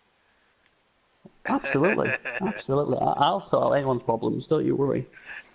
But it's about time we need to get the DLC for Halflings. That's got to come out so we can have proper refs. You said you played tabletop, right? Absolutely. Yep. So, absolutely. So why do you love Halflings so much? I've never played them. I don't know anything about them really. I haven't played tabletop. Oh, I personally don't like Halflings. It's just that they're not corrupt as goblins, and they got little fat bellies, and they're quite honest, you know. And they're not goblins. Is that right? A goblin is a ref. Goblins are the worst cheaters in the full game, and they're the refs. Come on, seriously. So if I left a pie baking on a windowsill, And it's very clear that this was my pie. It's on my windowsill, and it was just sitting there. You're telling me one of these honest, so-called honest halflings wouldn't steal my pie and go eat it somewhere? Well, technically, it wouldn't be stealing because of the thought that you've left it there for them. So it would be rude for them not to eat it. So technically, they're not stealing it. I like that. I like that. Wow, you could be good at this. You really could be the Blood Bowl 2 lawyer, my client. Oh. Yes, my client ate the pie, but it was under the honest impression that he was offered it. Because he was such a good referee that he just offered him, you know. It may look like a bribe, but it wasn't, you know. So that's the thing, isn't it? That's what halflings would do. I mean, another good thing would be having a chainsaw-wielding human as a ref. So if someone decided that stamping on someone, they could come and chop their heads off. That'd be quite good. That's crazy. Yeah, imagine getting penalized for... I think fouling would not be very popular if you could get chainsawed to death as a penalty. If I could change anything in Blood Bowl, what I would do is I'd put a ref on the pitch, and then there's different races, and it goes randomly, and you can actually hit the ref. How cool would that be? Ooh, but what would be the... I mean, to what end? So you knock the ref out for a turn or something, and then like you can do whatever you want? Oh, well, just a normal armor break, innit? So while he's on the floor, you know... The thing is, if you roll a double, then his fellow referee sends you off. There's definitely all kinds of cool house rules that people employ, and it like that. That's the beauty of this game, is that you could throw all kinds of like in the tabletop set. I heard that they have these those special cards. Like one I saw that the Bloodweiser beer card. Your team drinks the beer and they get like super energized for a turn, or like their armor value becomes 9 for a turn, something like that. So you can do all kinds of stuff. I've been waiting for them to develop a killer clown team. I think that would be the coolest thing in the world. And they could be like heavy on the special abilities and secret weapons, and not so heavy on the stats. It'd be really awesome. That's it. I just think it'd be quite good with a random ref going about beating them up or something. I just think it'd be just fun. Or if the referee's on the floor, then you'll have to stamp for free. Like you can't get sent off, or I don't know. I'm sure there'd be some sort of fun thing. I think my co-admin Sam talked about one of the tabletop leagues he's in. They developed a house rule involving there's like a Santa Claus star player, and so Santa runs around throwing gifts at the opposing players. If he hits you with a gift, your player gets so wrapped up in his gift and the wonderment of his gift that it works like hypnotic gaze basically for a turn. Fantastic. He's unable to do anything. He loses his tackle zones and stuff. Well, they should do a postman then as well. You got to have a postman. It's not Christmas time. That he just postman never fails a roll because he always delivers. Absolutely. That's it. And obviously, if there's a halfling, because here's your pie, halfling. You're not going to see this stamp here. Here's your pie. Eat that while we stamp it or help this fellow up. So yeah, absolutely, the postman. And then you could have a skill called the ref's bane, where obviously when he comes onto the pitch, the refs are so scared of him that they never send him off. That could be a skill. There you go. You see, we've got it. Let's just take off a side now. We'll do our own. Imagine if you could foul just like that. If you had a guy that could just foul with no threat of the ref, that would be insane. That'd be brutal. That'd be brutal. I would actually take a sending off if I could punch the ref. My dwarfs would be queuing up. The other team would be winning 10-0, but one man could all be beating the ref up. By the way, I'm a little concerned here because it looks like we've got the orcs haven't moved. Okay, there you go. All right, I was hoping that there wasn't some kind of server issue. So it was just normally it's FantFox has been the one that's been kind of telling his players hold off until I'm done drawing up the play, and Arzawan has been pretty quick to the punch. And look at that, man! These skinks are just—I don't know what FantFox did in training this week. I mean, did he line them up against the wall and throw baseballs at their heads until they got tough? But they are sure as hell able to take a punch. I think what it is they had the Weetabix. I think they had 3 Weetabix before they came on the pitch. The what? That's what they had. The Weetabix. Do Americans not have Weetabix? Yeah. Do you know what Weetabix is? No. What's Weetabix? Oh well, that's got to be a British thing then. That's got to be English. Weetabix. It sounds like a Loch Ness monster, and like it wants tree fitting. Well, Weetabix, basically, you eat your Weetabix and it makes you really strong Oh, and okay, so the invincible. Wheaties, like Wheaties then. I have Or no idea, spinach maybe? for No, Popeye. no, no. Yeah, yeah, it's sort of like spinach, but more colour. It's like basically wheat biscuits. What's cooler than a plate of steamed spinach? Huh, Bernie? Weetabix. Wow. No, we're not gonna. There's another suggestion about. No, I don't think that's definitely a the DF, as I will refer to it, that's being mentioned in the chat. I think that's a universal thing. Humans I everywhere think know about their DF. I like Mojo Nervous. He says the BC, the Better Call Bernie conundrum. Yeah, Yeah. that sounds good to my lawyer. Think, yeah, I like that. So that's good stuff. Yeah, and they just tell me entirely different meaning either side of the pond. Yeah, well, hey-ho. Oh, Wheaties? Yeah, Weetabix. Wheaties Just after the game, or the DF? Because I think the DF has a complete same meaning. I think everybody knows what I the have no DF idea. is. I'm just getting confused with all this now. But Oh, what? yeah, double fisting. Yeah, okay. So I'm gonna say it out loud now because there is a a legitimate meaning to it. Double fisting is definitely walking around the club holding 2 drinks. Yes, that's double fisting. Yeah, right, okay. Something, but I guess it's something else in the UK. Yeah, it's like people tuning in. Welcome to the Blood Bowl final, the biggest thing, and we're talking about Weetabix or what is Weetabix and double fisting. Just so you know, if somebody asks you if you're up for some double fisting in the United States, there is a 50-50 chance that they mean, hey, do you want 2 drinks? That's excellent. At least if I know if I come over there now, I And won't our get excited. viewership just jumped up 3 viewers as I said that. So now people are like, wait, there's a Blood Bowl championship and double fisting? I'm in.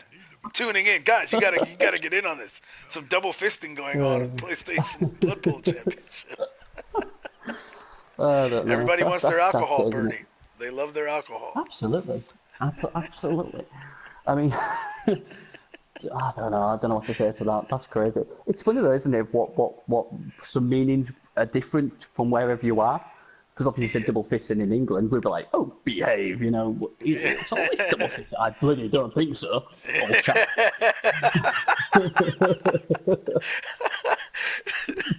There's the easy one that the what you guys call a cigarette here is a anti-gay slur. Really? Oh my Yeah. god. What do you call a I mean, cigarette? a cigarette? No. What do you call it if That's you what ask we call. somebody to bum a cigarette? We say, "Can I have a what?" Well, kind of a cig. Or That's what we would a say. what? It starts with Fag. what? A Yeah, fag. yeah. Kind There of you go. fag, yeah. Yeah. See, if you say it, it's okay. If I say it, it's a slur because that's how we. Well, I don't know. So after coming to your country, say, "Hey, do you want a fag?" I'd get away with it 'cause I'm British. And then you say, okay, well, I don't think the word means the same thing out there, right?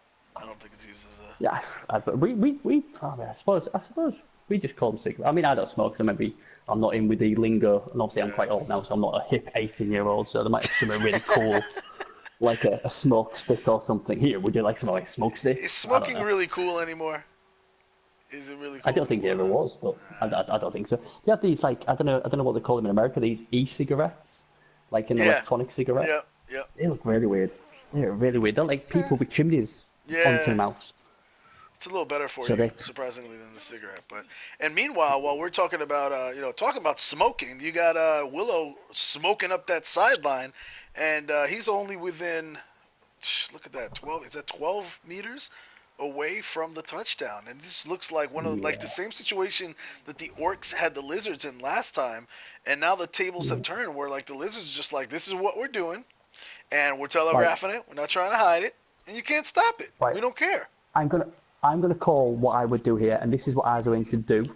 He should get that little freaking goblin, what's done fuck all the 3 games, and break that cage and push him out. Do it, goblin. You can do it.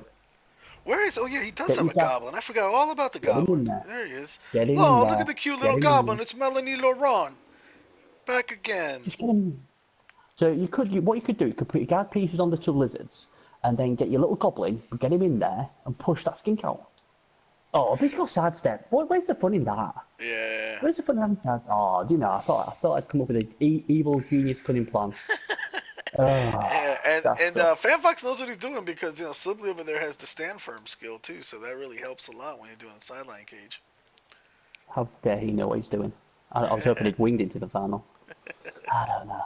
I tell you the most funniest thing I ever read up on the forum. I had this American kicking off saying they'd created the English language, and I'm like, dude, it's called the English language for a reason. It's like, no, as Americans, we invented the English language and we called it English, and it's like, well, wouldn't you have called it the American language? And he was going absolutely It's ballistic at different me. types of there's because America really involves different continents, so and different languages are spoken all over America. So, I mean, it's fair. You guys But invented the language, but America perfected it. yeah, please. That's how it You works. don't even you don't even know what Weetabix is. How can you say you perfected it? You don't even know what Weetabix is. I have a feeling that I'm not going to be too impressed with when I find out what Weetabix is. Does it taste good? That's what I want to know. It tastes good. It's healthy, and there's some really cool adverts. I mean, have you ever heard of Robin Hood? Robin Robin Hood, Hood with the arrows. the Robin Hood the rapper. character. Robin Hood, the rapper. Hi, my name's Robin Hood. I'm a rapper. He's not come from Nottingham then. Okay, you don't know who Robin Hood is. That is awesome. By the way, Bernie, Mojo just pointed out, Silly Billy has the grab skill here, and if the orcs don't watch out, he could actually throw them into surfing position, and that could turn the tables on a couple unsuspecting orcs. So let's see if that happens here. Mojo, what are you doing, Mojo? It's just the final of the Blood Bowl. Why are we talking about Blood Bowl? We're trying to sort out Robin Hood. We're trying to go down rabbit That's more holes here, important. Mojo. We're trying to stay distracted. Oh, there was a touchdown. Yeah, that's cool. Let's get back to discussing the difference cool. between. Yeah, we already knew it was going to be 1-1. We already knew that. We'd have seen the future. Robin Hood's not a rapper. No, he was. Yeah, I know that's who something Robin should Hood is. actually- Of course, I know who Robin Hood is. Well, Robin Hood in this advert, he was going to go and save Maid Marian, obviously the woman he likes, and from this castle on the evil Baron. And they all come up to a merryman and all this stuff, and then they see these Weetabix, and he goes, "Oh my God, they've had the Weetabix!" So then they run away. It's real funny. If you watch it, you'll have to watch it. It's on YouTube. Sounds like a riveting commercial. Yeah. I'm really mad I It is. don't live in England now to appreciate Yeah, that. I'm really selling it well. I'm really selling it well.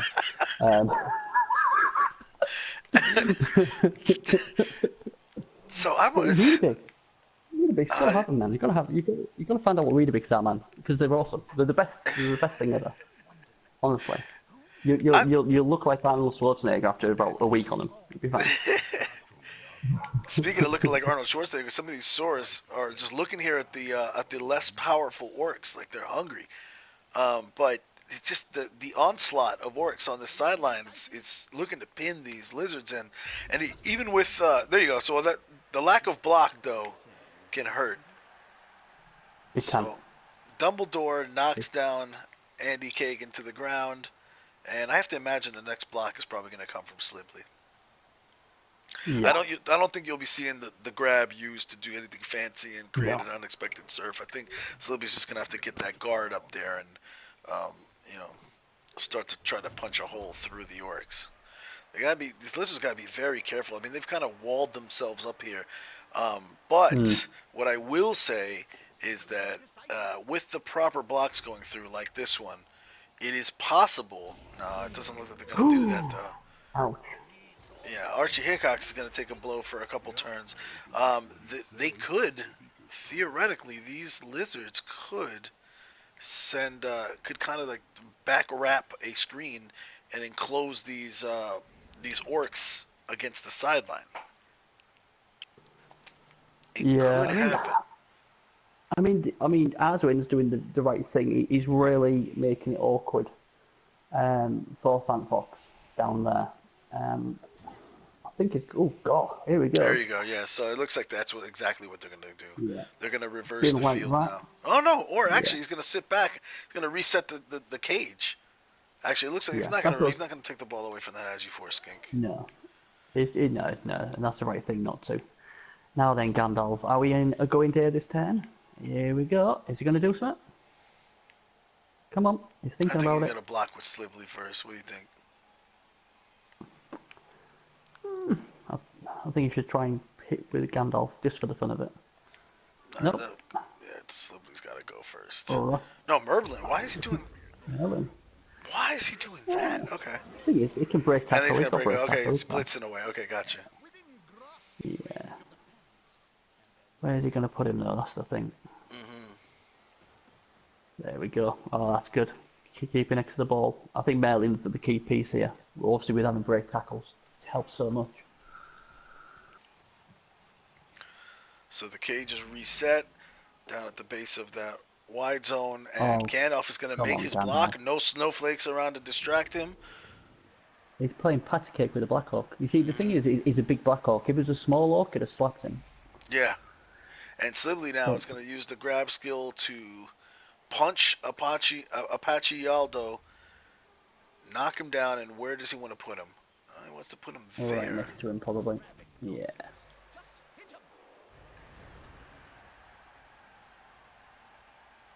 So, he has 3 turns to score, does FantFox. It's getting good. If I'm Mars win, I'm pretty chilled here. I'm pretty happy with this. Yeah, I mean, you've repelled that skink assault, but I just with the ability of these skinks to cover so much ground, you're definitely not safe, especially that whole left side is wide open. Yeah. Yeah, but I mean, like I said, I mean, he knows this. He's going to bring people across, as he's doing now. I think FantFox is, I mean, he knows what he's doing, but he just needs to start thinking, right, we've got to start making a move now because we've come back. There's only 3 turns to go. We've got to get ourselves in a good position. So the next turn is massive for the Lizards. If it goes wrong, they're in trouble. I still I don't think we're in critical time yet. I think the next turn could be big for the Lizards in that they want to get a skink in scoring range, right? Because again, we've seen it before. We saw it in the semifinals. The Agi 4 Skink Willow is a game changer. You could line up your tackle zones, and he's just going to run through them, and it's going to be an 83% chance each time he goes through them. And you got tackle pieces set up. That's fine. He's got a reroll, so he'll take his chances. But he can dodge through 3 tackle zones on his way to the end zone. So all you got to do is really, and because of his movement, you really just got to get him to the 6 meter yard line, or to the 6 meter line rather. And if you can get him to the 6 meter line, he could score with the other team not really being able to stop him. So I don't think next turn is extremely crucial, but it would definitely benefit the Lizards if you could move the scoring threat 1 space up. And for bonus, if you can get them 3 spaces up, that'll be even better. And I think you're going to see that happen. Yeah, I mean, like I said, he's got the strength. I mean, I just hope we don't get double skull from the Crocs. I think he might have to move. I think he might have to. If he's going to come left, he's probably going to have to use, unless he blitzes with another Saurus maybe instead. That might be a safer option. Yeah, it just depends how these initial blocks go. And that one doesn't help. No. So it manages to push Wilhelm back.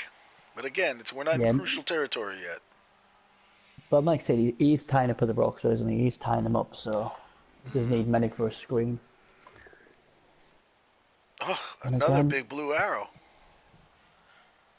It's not helping. Maybe Nuffle doesn't want. Nuffle got things to do. Doesn't want to go to overtime. Or as we call in England, BBC.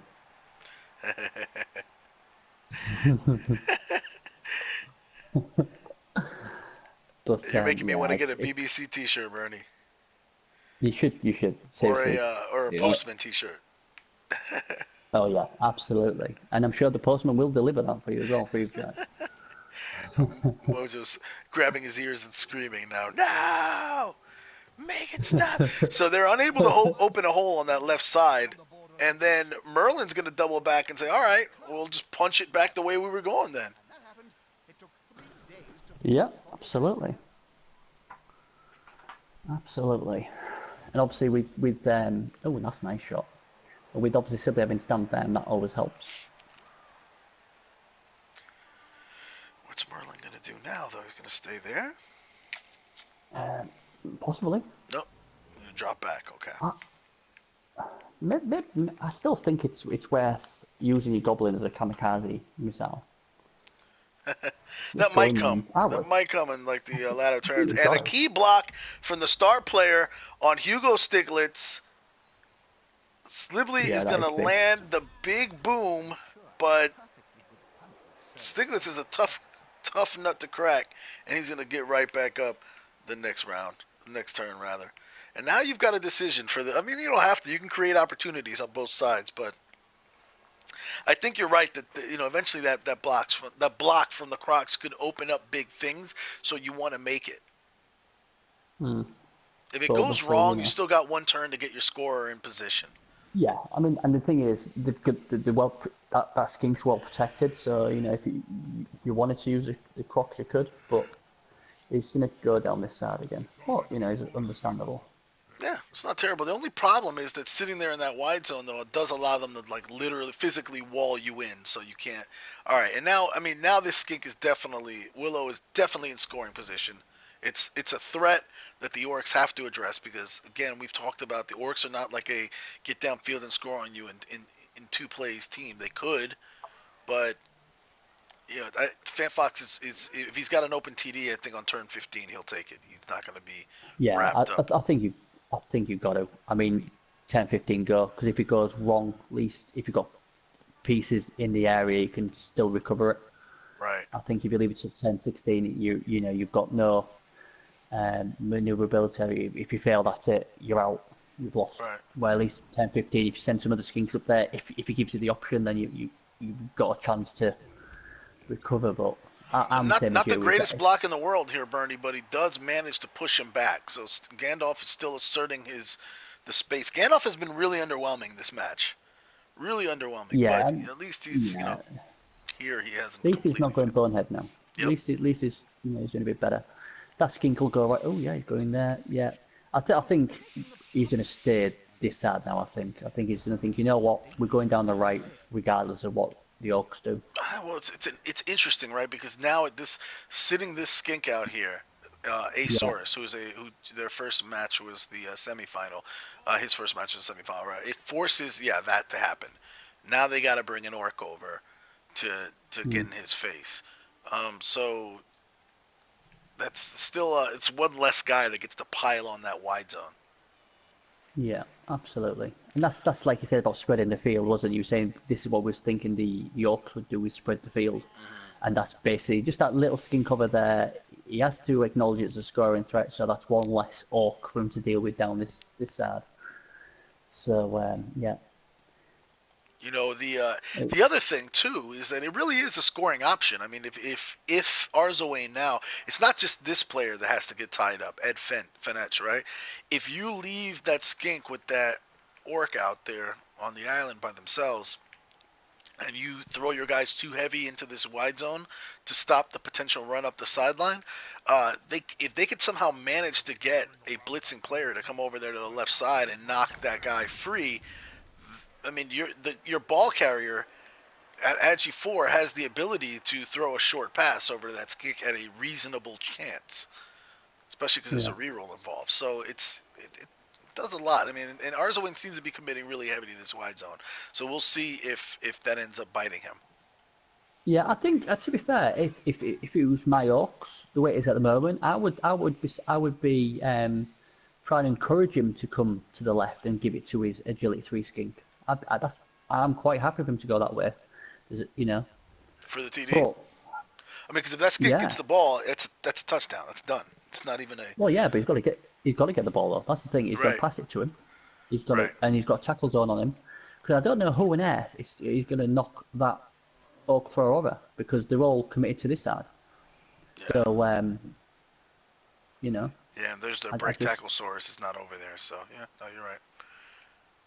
so by all means, if it, I don't know. I just think with all your maneuverability, I get that he's an agility 4 skink, but if it was me personally, and this is just obviously just my opinion, I would have tried to go down the middle because you've got so many options. Then when you go down one side, Right.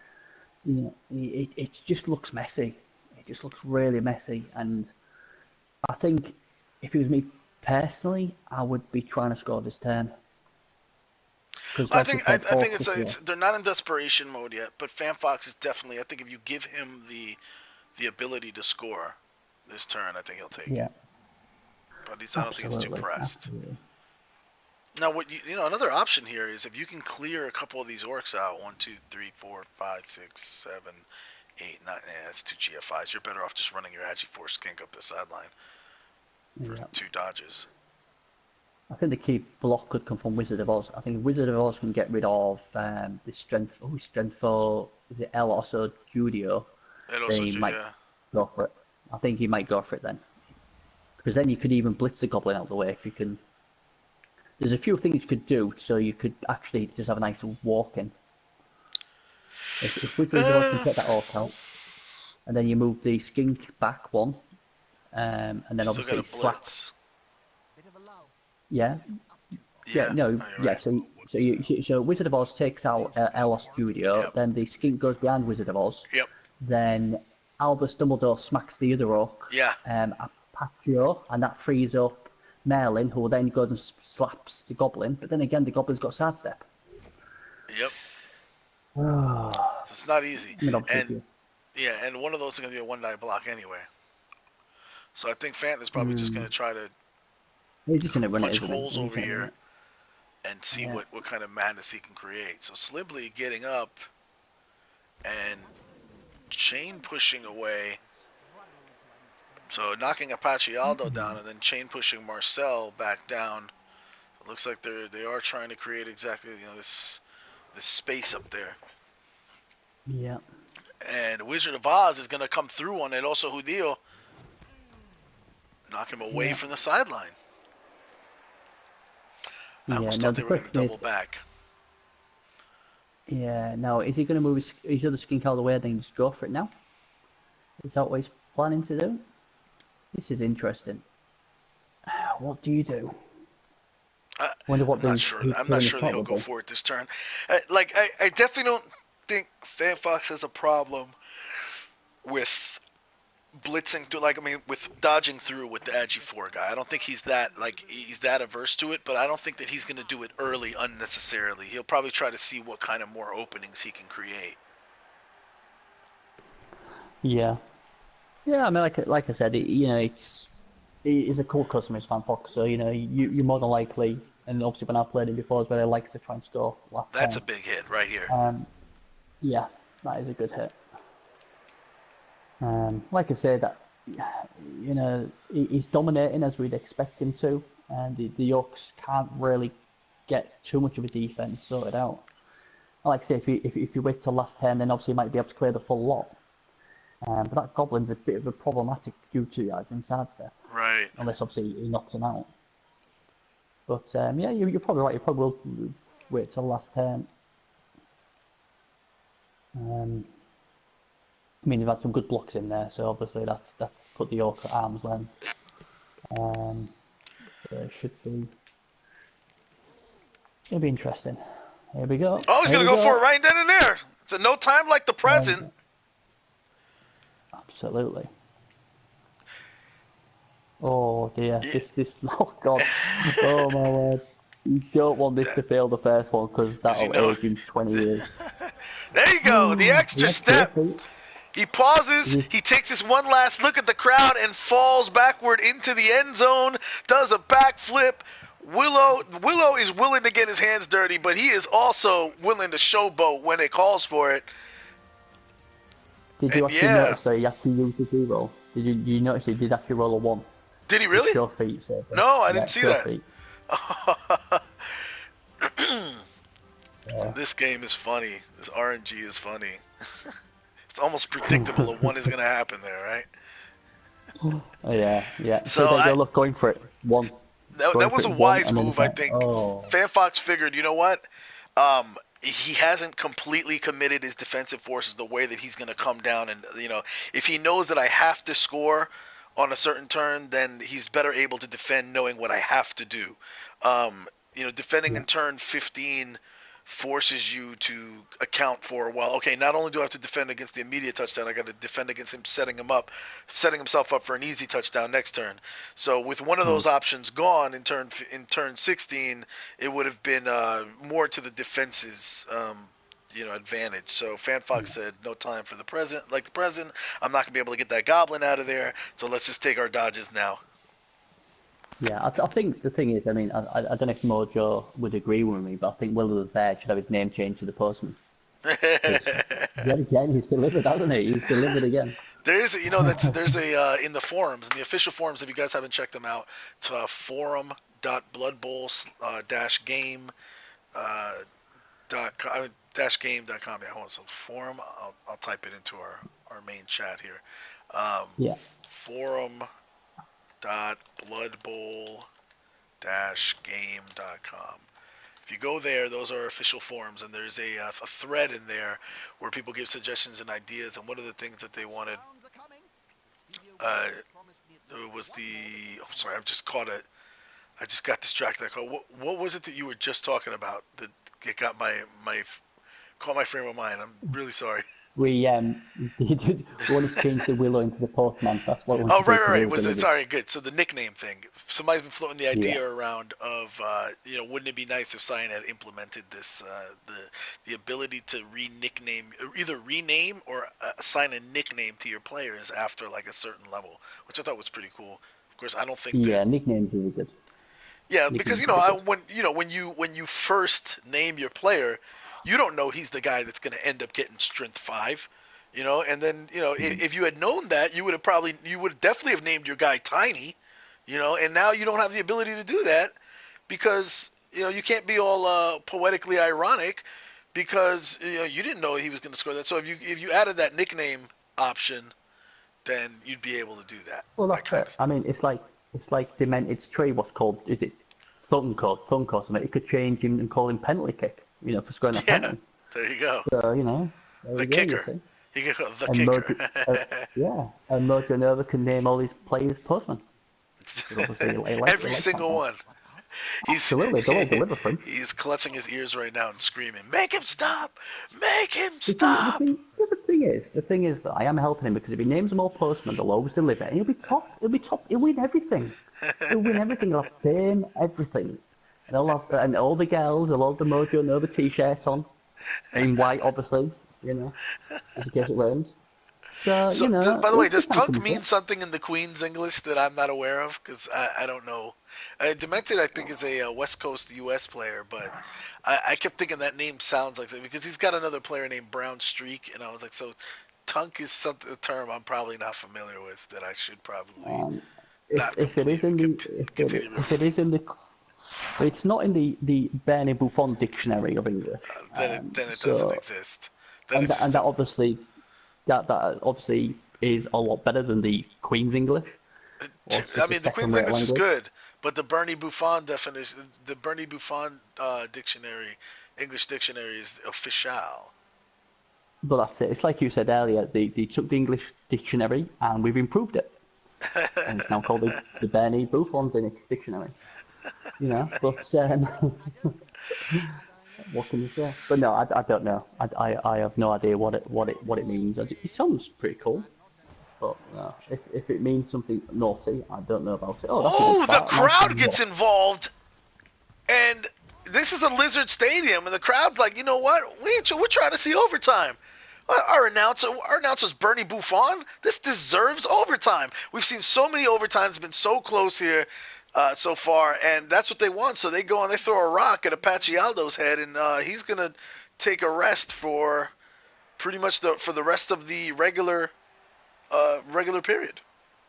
Absolutely. I mean, the thing is, before the game started, I think I did on our PSN network. What I wanted was deaths. Well, okay, the Orcs didn't kill him, but the snow did, so we've had a death. And I wanted BBC, and if this goes to BBC, then I'm happy. So You started something here, Bernie. Season 1, you started something. Absolutely. And speaking of that, Patty Riot says he feels responsible for dragging the commentary into a horrible Urban Dictionary rabbit hole. I mean, to be honest, Patty, this was going to happen no matter what. I mean, this was one of those deals where the universe is going to get its pound of flesh, no pun intended, and it was going down that way. We are sick individuals, and this was going to happen. So don't feel responsible. Yeah, I think as soon as you saw the announcers was Jest and Bernie, you should have come with a take a turn warning for the style worse. Yeah. Be prepared for anything. Yeah, absolutely, absolutely.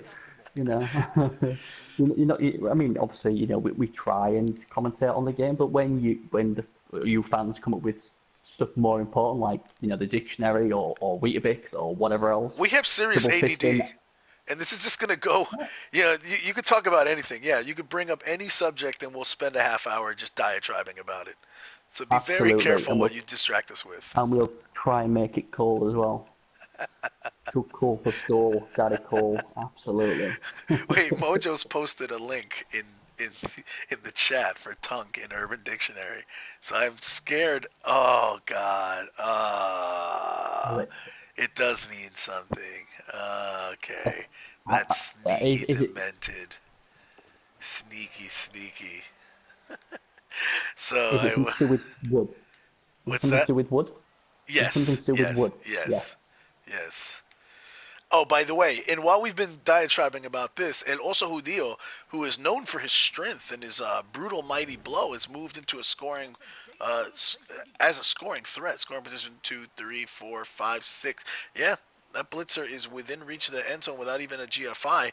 Archie Hickox also within the end zone's reach with only one GFI, and now Melanie Laurent, the cute little goblin, who is jealous because normally people are like, "Oh, look at the cute goblin," but there's so many cute little skinks on the board as well. By the way, none of them having been knocked out or dead. Is this a record? Is this a Blood Bowl? This may be the first game I've ever seen where no skinks are hurt or knocked out in any way the whole game.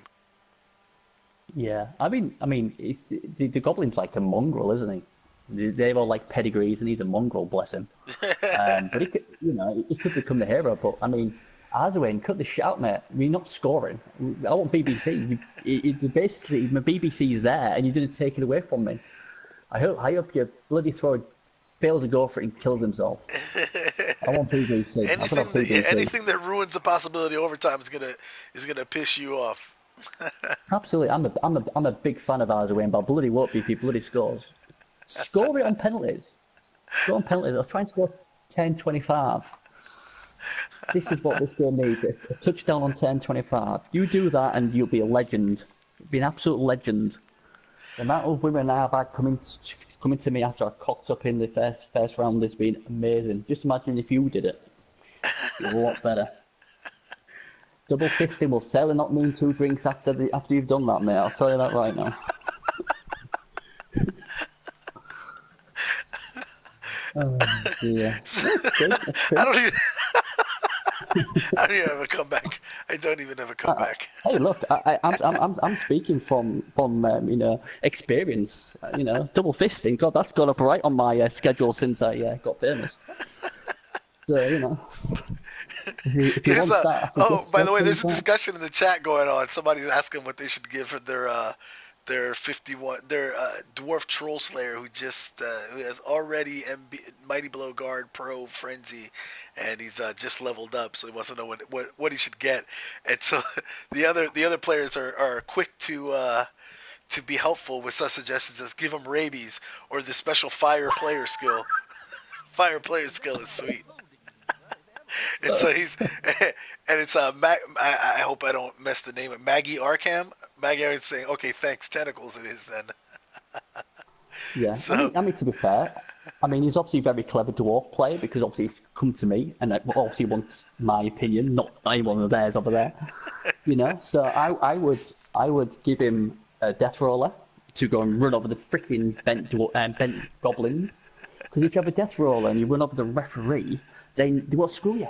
And then you can score 10-25 and you'll win the freaking thing. The only reason we are in this file is because of them refs. Simple as. So yeah, death roller. Give him a death roller. Troll Slayer on the death roller. Not better than that. by the way, really quick, while we're talking about death, out of the death part of the death rollers, Pinball is jumping back into position, and he's getting up in Melanie Laurent's face. He's saying, "Hey, there can only be one cutest little player on the field, and it ain't you, punk." And Melanie Laurent he doesn't like that. He's talking smack. He's like, "I'm about to run right past you into this end zone because my man right here, and also Hudillo, is about to knock you on the ground, and you ain't getting up, punk." But this definitely putting the sidestep there, unless that skink is flattened, it could be a problem. But again, the guy standing next to him is holding the tackle skill. So I mean, it sounds like the way these two are talking is my dad's bigger than your dad, doesn't it? That's what it's sort of coming out, the smack talk sort of thing. Absolutely, that's what skinks do. I think whoever had the most Weetabix will win that fight, to be honest. So if the Goblin had 3 Weetabix and Skink only had 1, the Goblins will get it. Stupid now, if you knew what Weetabix was, that's it. So 3 Weetabix plus a postman satchel. So you have your Weetabix, smack him with the satchel. Take 3 Weetabix and call me in the morning. I'm the postman, so I always deliver. I've just delivered a pound into your face, and I'm going to win the final. Done. Look at that. So Merlin says, well, look, I'm the dad over here, and I'm bigger than your dad.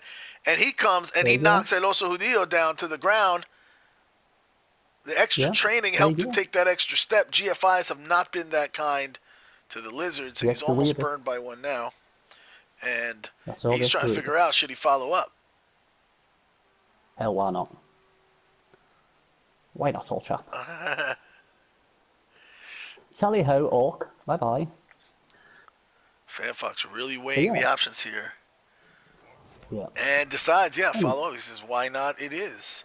So he's going to knock down one of the scoring options and put an extra tackle zone on the other 2. So now what was looking pretty good for the Orcs is no longer looking as good.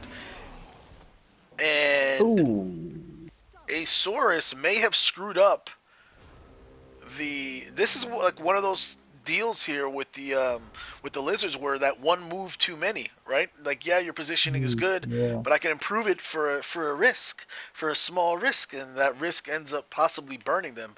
It has freed up Hugo Stiglitz to come in and actually it could create some interesting chain pushing possibilities. I mean, what we call that in the BernieBuffon dictionary is risk it for a biscuit. If he got it, he'd have got a biscuit. I like he didn't, so he's on the floor. Risk it for a biscuit. The other thing, though, Bernie, is what do you think about this? Is moving Asaurus before moving Madam Mim? I'm wondering why he didn't move Madam Mim over to prevent now this guy, Andy Kagan, from helping somewhere. And I don't know that it would have made a difference, but I'd feel more comfortable with that skink not just sitting over there doing nothing. Madam Mim has pulled out her pocket mirror and is checking out her looks. Unless he was thinking about that he's probably doing something with GFI. He wanted the GFI with Madam Mim. That's probably what happened. I think he's just he's reading the dictionary to find out what tunk means. I think that's what he's doing over there. It really means that. It really means that. And when my friend asked about double fisting, he wasn't about drinks. So the Bear Jew gets up, the Bear Jew being El Oso Judío, that's what the translation is, gets up and knocks back Merlin. He's unable to knock Merlin down, but it is going to free up Archie Hickox to receive a pass, and the pass is coming. Let's see how that Agi 5 looks for this thrower with the pass skill. So he gets an automatic reroll if he fails at first. Wow, here we go. Source Inception. Here it comes. Beautiful pass from Ed Finetch. Beautiful catch from Hugo Stiglitz. Hugo is in range. 1, 2, 3, 4, 5, 6. Yeah, it's probably gonna be a couple GFIs. 1, 2, 3, 4. So he's going through the dodge, and the skink says no. And Hugo's trying to figure out whether he wants to burn a reroll heading into overtime or if he wants to go into overtime with all 4 rerolls. I mean, I think, of course, you burn it, right? Gotta bang. Gotta burn it. I just even a thought, well, that's why. Well done. So, that's wow. A good and we're seeing overtime. I think the crowd wanted it. BernieBuffon definitely wanted it. I hope both coaches remember, in order to not glitch out on the kickoff reception, you gotta skip these scenes These KO, the knockout, and the injury box cutscenes before going into overtime. If you don't know this and you're watching, there is a glitch that happens where sometimes you get screwed on the kickoff, on the coin toss, on the kickoff return. So even though you may choose to receive, it may make you kick. That's happened a few times before. What I've heard is the best way to avoid that is to skip through the cutscenes right before heading into overtime.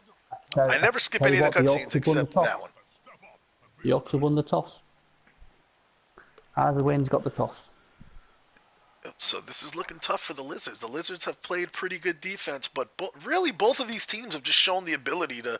Their offense is just way too great. Yeah. I mean, the thing is, I think there's more chance of reaching the promised land of penalties if the Orcs won the toss, because I think it's harder for the Orcs to score, where I think for the Lizards it'd have been easier. So Come on, you're going out on a limb there. If you lived in the U.S., we would call you Skip Bayless right now. That's whoever gets the ball is having the advantage to score. You can't. I mean, you're looking at this optimistically for the Lizards. So there's No. No. I think whoever has the ball to start with, obviously it's advantage them. All I'm saying, if people wanted penalties or wanted to see a 10-25 touchdown, the only way that's going to happen is if the Orcs get the ball, because I think it would have been harder to stop the Lizards than it would be the other way around. So. So it is. Wait. So the Lizards did. I don't understand this. So the Lizards do get the ball first. I thought you said the Orcs got the ball first. Yeah, no, the Lizards got the toss and chose to receive. And now you're going to see the perfect defense. So this hurts. Perfect defense does hurt. It allows the Orcs to rearrange themselves in a way that is disadvantageous to the Lizards or less advantageous. That's exactly what they're going to do. Yeah. That's strange, because when it came up, it said the opposing team have won the kickoff. And that's strange. Unless it was the Orcs. Unless the Orcs won the kickoff. Nah, they wouldn't kick. No, but, here's the... but remember, there's the glitch. glitch. To receive. What? Ah, right, yeah. That's what Mojo says. Yeah. So, I mean, it's possible the glitch kicked in. But... what happens there, then? What happens there? It's controversy, that, isn't it? Not really. I mean, this is a known glitch, and that's what it is. And I've personally told, I think you'll remember, everybody, we have a messaging, a group chat, and I've said this over and over again, skip past the overtime scene. If you're failing to do that now, you're probably not going to get any relief. Also, I mean, at this point, a minor glitch is not going to undo a whole game, right? No. So, I mean, I don't know what happened. Massive. Okay, so Mojo says the dice log says the Lizards chose to receive. So, no controversy. Yeah. Although controversy sells papers, kid. Absolutely. Why do you think we threw all that? That's what we're constantly doing, creating controversy. Yeah. But, that's upset me. It's not that I wanted FantFox or Arzo to win. I just thought if the Yorks had the ball, we had a great chance of a penalty shootout. What with them? That's what you're biased for. You want a penalty shootout. You don't care who wins. I want a penalty shootout. So the thing is, right? You have the PC brigade, yeah, and we're going out against them. They've had their final, woohoo! But we could have just outdone them. Yeah, your game didn't even go to overtime, did it? we just raised the level. Got a penalty. That's what I want. But it looks like I might not even get that now. I feel a bit robbed. I don't know what to do. I mean, basically both offenses have looked unstoppable. So I think you're right. It's no secret what the sides are doing. There's no trickery. It's just this is ground and pound Blood Bowl at its finest. We need one of those goblins to blue screen it, so they have to play it over again. That's what we need. Thanks. Look at that. We got VG Purist in the chat. What's up, VG? Thank you very much. He's giving a shout out to us admins for running this thing. Really appreciate it. It's definitely worth it. As you guys know, the PC has had the World Cup, and they were getting this Cabal Vision official league, and thanks to the efforts of my co-admin Sam, who was really just hounded Netheos, saying, "Hey, we have a pretty good community of Blood Bowl fans over here on the PS4 and Blood Bowl players, and we could make this successful on the PS4 side." Netheos chose to give give Sam and I the opportunity to kind of spearhead it for the PS4 and bring this new opportunity over here. And I think it's been pretty successful. We've had some pretty good viewership this season. People tracking the C ladder, and people seem to be pretty content with it as an upgrade over the casual ladder. It's just another thing that we're adding. And we recently added a third admin. This will be our last one, but is Preach, who is Preach MJ. If you're not familiar with him, he is the founder of the MML, and he's joining us as our third admin for season 2. So, Yeah, obviously I know Preach well from obviously the MML, and I think he'll be a massive boost as well to helping you guys out. Yep. So it's only going to definitely use it. strengthen the ladder. This has been more. This has been definitely. There's been a lot of behind the scenes work. Even just checking the. There is a. If you don't know, if you're watching this and you don't know, there is a concede limit on PC. It is 5 concedes is your max. Once you concede 5 times, you are you lose your eligibility for that season, and you get banned for the season from the competition for the championship ladder. You can still play in the casual ladder, but the idea here is if you're playing the championship ladder, these aren't casual games. These are real league games, and you should take them seriously. You should respect your opponent's time and your time and their ability to get SPP. So you can't just burn through and concede whenever you go down something and say I just don't feel like playing the rest of this. So the 5 concede limit is there to keep you from getting booted for, like, you get 5 basically to account for disconnects and stuff like that.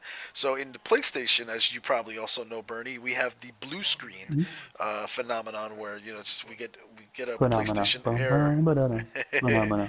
And so Sam and I brought it up to Nithios early on that that basically disconnects and error messages happen more frequently on the PlayStation. So we set a limit of 8 on the PlayStation, and once you pass that, you get banned for the season. But just the enforcement of that is sometimes tedious. So we're very by itself. Not to mention all the other issues that we deal with, like input on what the changes will be for next season and stuff like that. So it can be time consuming. We definitely are happy to welcome Preach to help out on that. Plus, he helped us to adjust the nifty graphic, the brackets graphic that Cyanide made for us. All right. He's got some PowerPoint skills. Big hit from El Oso Judío coming in. A left cross, and Merlin gets knocked the hell out. That's a big deal. And will we see the Apple come out? Yes, we will. Yes, we will. The Lizards know the value of that particular Saurus. And this is what Mojo was talking about earlier. When FantFox did not use his apothecary to Appo dead Harry Potter, he was saving the Apple for a situation where it could help him more directly in this game. And the Apple comes out with the smelling salts, and Merlin will not be knocked out. He will just remain on the pitch, stunned. Yeah, sure did. By the way, VG Purist in the chat calling for cross-platform play, and that is definitely what we're hoping we will see come out of this ultimately. The problem with cross-platform play is I don't think Sony are really up for it. I think you've got more chance with the Xbox community than the PS4. I mean, that's just what I've heard, whether that's true or not. I heard different things. There's like different rumors on that one because I heard that Sony and Microsoft are having trouble cross-platforming with each other. I think like the agreement thing is there. I don't think Sony has a big problem with the cross-platform to the PC. But who knows what the truth is. But the bottom line is they do it for other games. Rocket League gets cross-platform play. Yeah, They should be able to do it for this. Ooh, a nasty right forearm coming from Omar Ulmer and Doctor Strange, who's been a lot more quiet this game than he was last. Doctor Strange gets knocked to the ground. He's seeing stars, and we won't see him back in action until turn 19. I think if Orcs have got any chance of doing something here, they've got to start breaking armor, and they've done that now. They've got 2 Sauruses out for the next turn. It'd be interesting to see what FantFox does here, if he tries to go early or just bides his time, because he's got plenty of time. So it'd be interesting to see. He does. Gandalf does he does. He's not pressed right now, and actually, the longer he takes, to try to to create the basically he doesn't want to take early chances because an early chance could result in him losing the ball and then the Orcs having a bunch of time to run back downfield on him, right? So he wants to create a situation where he plays it safe, plays it safe, plays it safe, plays it safe. If an opening opens up, fine, he'll take it. But if it doesn't, he waits until the very end to make his one shot at the end zone. If it doesn't work out, they go to penalty kicks. But he does not want to put the Yeah. ball back in the Orcs' hands early. Yeah, I mean that's a smart play. That's a smart play. This is why it's so hard for the Orcs because obviously the Lizards are faster than them and stronger than them to a certain extent. Um, so I mean they need to get rid of Sibley now because that Stamp is going to be annoying. They need to get him out. And the grab could be a big problem too. Yeah, yeah. They definitely need him out. Definitely need to get rid of him. I mean, if what would you do, serious though? If you're the Orc player now? Are you going to bring the house? Are you going to put some pressure on? What would you do? Well, it depends where they. I don't know yet because I haven't seen how the Lizards are going to end up. I think as Yeah, the Orcs, you got to keep doing what Arzawain's been doing. Is like sit back, not give him an easy touchdown, force him to take some chances at the very end, and try to pick off yeah, players where you can. Right? I'd definitely be looking to maximize my blitzing with the pylon with one of my pylon players. Right? And just kind of try to whittle down their numbers enough to where I can get an honest shot at the ball. But if you go in too aggressive too early, you really subject yourself to these skinks wrecking you. And this has got to make you a little nervous if you're the Orcs. Now you've got a little setup here in the middle by the Lizards. Well, I'm sure Pinball's going to run over there too to make himself a threat to jet up that left sideline. So you have to account for the possibility of Willow running up the right. Yeah, you got to pull everybody back now, but you can't pull them too far back, or one of these skinks could go jetting up your right sideline. So it's not going yeah. to be Pinball. That, It's Willow that runs up the toward the left. yeah. It's annoying. All right, there goes Slibley. This is the guy that you were worried about, and he's going to go after the non-guard thrower, Ed Finetch. It looks like they're trying to. Yeah, that's what they're trying to. They're trying to seal this screen to the left.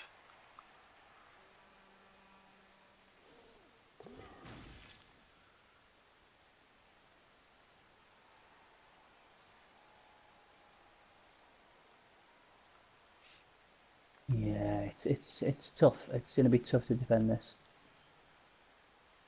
But you know, This is still within range for the Orcs to pull back, I think, but it's definitely it's got to have them worried.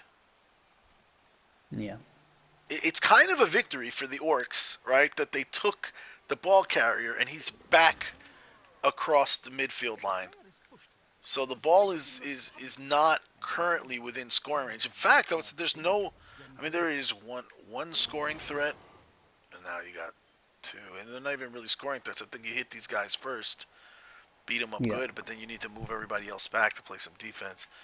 I don't think I this mean, I is think too yeah, I think crazy. that's what they've got to do, aren't they? If they can just injure some of these skinks, that takes out so many different options. If because at the moment they're worrying about so many bloody skinks, Hmm. you know, it's just annoying. But if they could That injure some of is them a or big knock him deal. out, or That movement you right know, there by Asaurus is a big deal, though. It's looking yeah, more and more like the lizards have the ability to kind of set up that screen on the left side. So I think this may force the orcs to kind of mark up the Saurus so that the skink can't just run up that sideline unimpeded.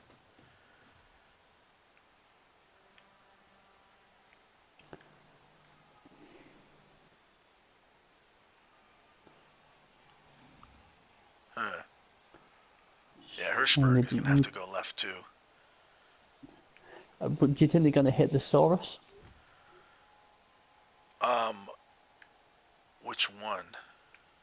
No, there's one called Saurus. No, sorry, the skink called Saurus. Oh, not sure yet. Depends how this goes. So, Pinball manages to pinball himself. This is one of those names that ended up pretty aptly, right? With the Yeah, I mean, sidestep, he's really like his own little pinball. He can decide where he wants to go.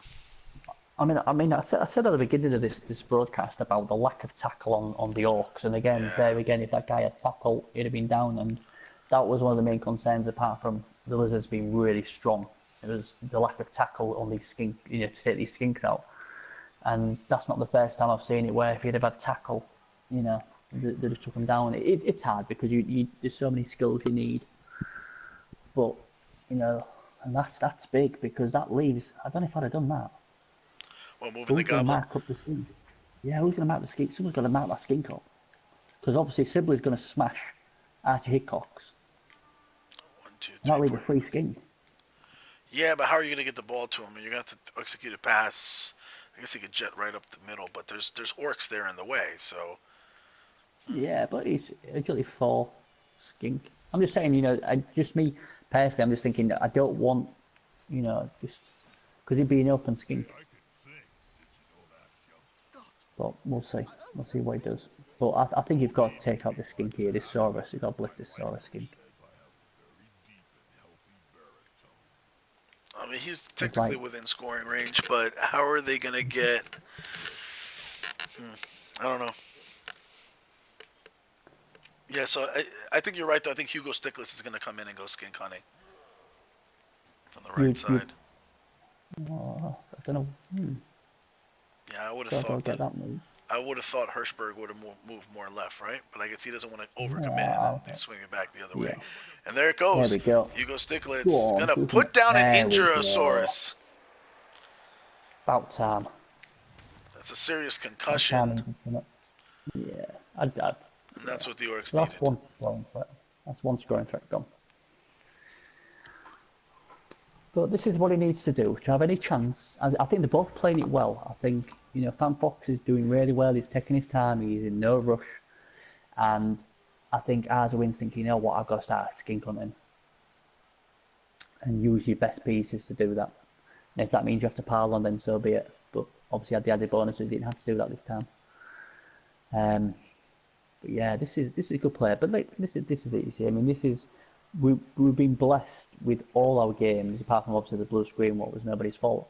They've all been tight games, and that's just a kudos to all the coaches. Really, they're all giving it a good go. And this is fitting of a final, Definitely. These two put on a fantastic show, and that's what we wanted. We didn't want to. I mean, I was confident it wouldn't have been a blowout by either team because these are both good teams, they're both good coaches. So I was always confident, unless one team got a crazy luck and the other one didn't, that this would be a good show put on, and that's what they've done. So it's just a shame one of them has to lose. Absolutely. I'm wondering how which way the Lizards are gonna. It's like they set them. This is really good defense. I mean, they set themselves up for that left run. It was looking like they had the speed to seal the corner. The Orcs managed to get over, and still left enough players back to prevent the double cross, and then bringing it back to the right side. Yeah, I think you like I said, he'll just sit back and just chill until the last possible moment. So while he's doing that, then obviously, and he'll probably move a few pieces to try and pull Orcs out of position. But obviously, what the Orcs have got to do now is try and get rid of that other skink at the far down, and try and get rid of that because that's the easiest target, and then try and contain the Lizards up here. Because obviously the skink's going to be a lot easier to injure than the Saurus. So. Me personally, if I'm Arzawin, I'd feel a lot better if we could get rid of this bloody pinball 3 skink. Yeah, no, he's causing some cause for concern over there because all right, now we've seen the Lizards open up a path. Yeah, so and it looks like they're let's see. All right, you want to knock out Apache Aldi. If you knock him down, these guys are in range. I think they're preparing for a pass actually now, the way it's looking. The way they're moving people, there's no more safe caging. You got 1, 2, 3, 4, 5, 6, 7, 8. You could choose to maximize the movement actually maybe with a couple extra blocks. Dodges 1, 2, 3, 4, 5, 6, 7, 8. And that's a 67% pass. Mm-hmm. and the catch. Yeah, that's it. You're seeing. Yeah, we're about to see it here. The Lizards are going to Well, make their push right here. yeah. They're not even Well, that's pretending. what I said. That's why I said about the goblin should have been kept there. You should have kept the goblin on that skink, because then at least it gives it a bit more Sure, right. tougher. I think he wanted the mobility of what be able to do what he wanted to do with the goblin. But no, you're right. He's made the gap, and it's just in case he wants to do it now or not. I think what he's But doing it's right now is there. preparing his guys for the fallout of what happens if that pass fails. I think Yeah, like one of the things you probably want to do is because right now his skink is still relatively safe, Yeah. kinda. So yeah. So you're moving your guy. Wait, why is he? Oh, he's running out of time. He's running 2 out of seconds. time. Wow. This is a problem right here. He's got 2 seconds literally to make this happen. And he goes all the way through, makes the handoff, and can he get him in the end zone? Oh, no! no! He runs out of time, and that's the Oh. problem. That is the problem with the cerebral coach who wants the perfect play and to get it perfectly right in the championship final under the even a 3-minute clock becomes a very, very short amount of time, and that could be killer. Wow.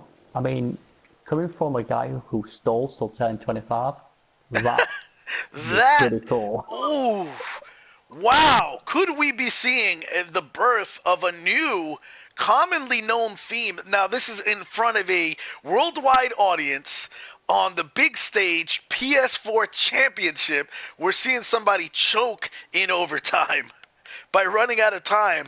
Could we be, from now on, calling that the FantFox conundrum?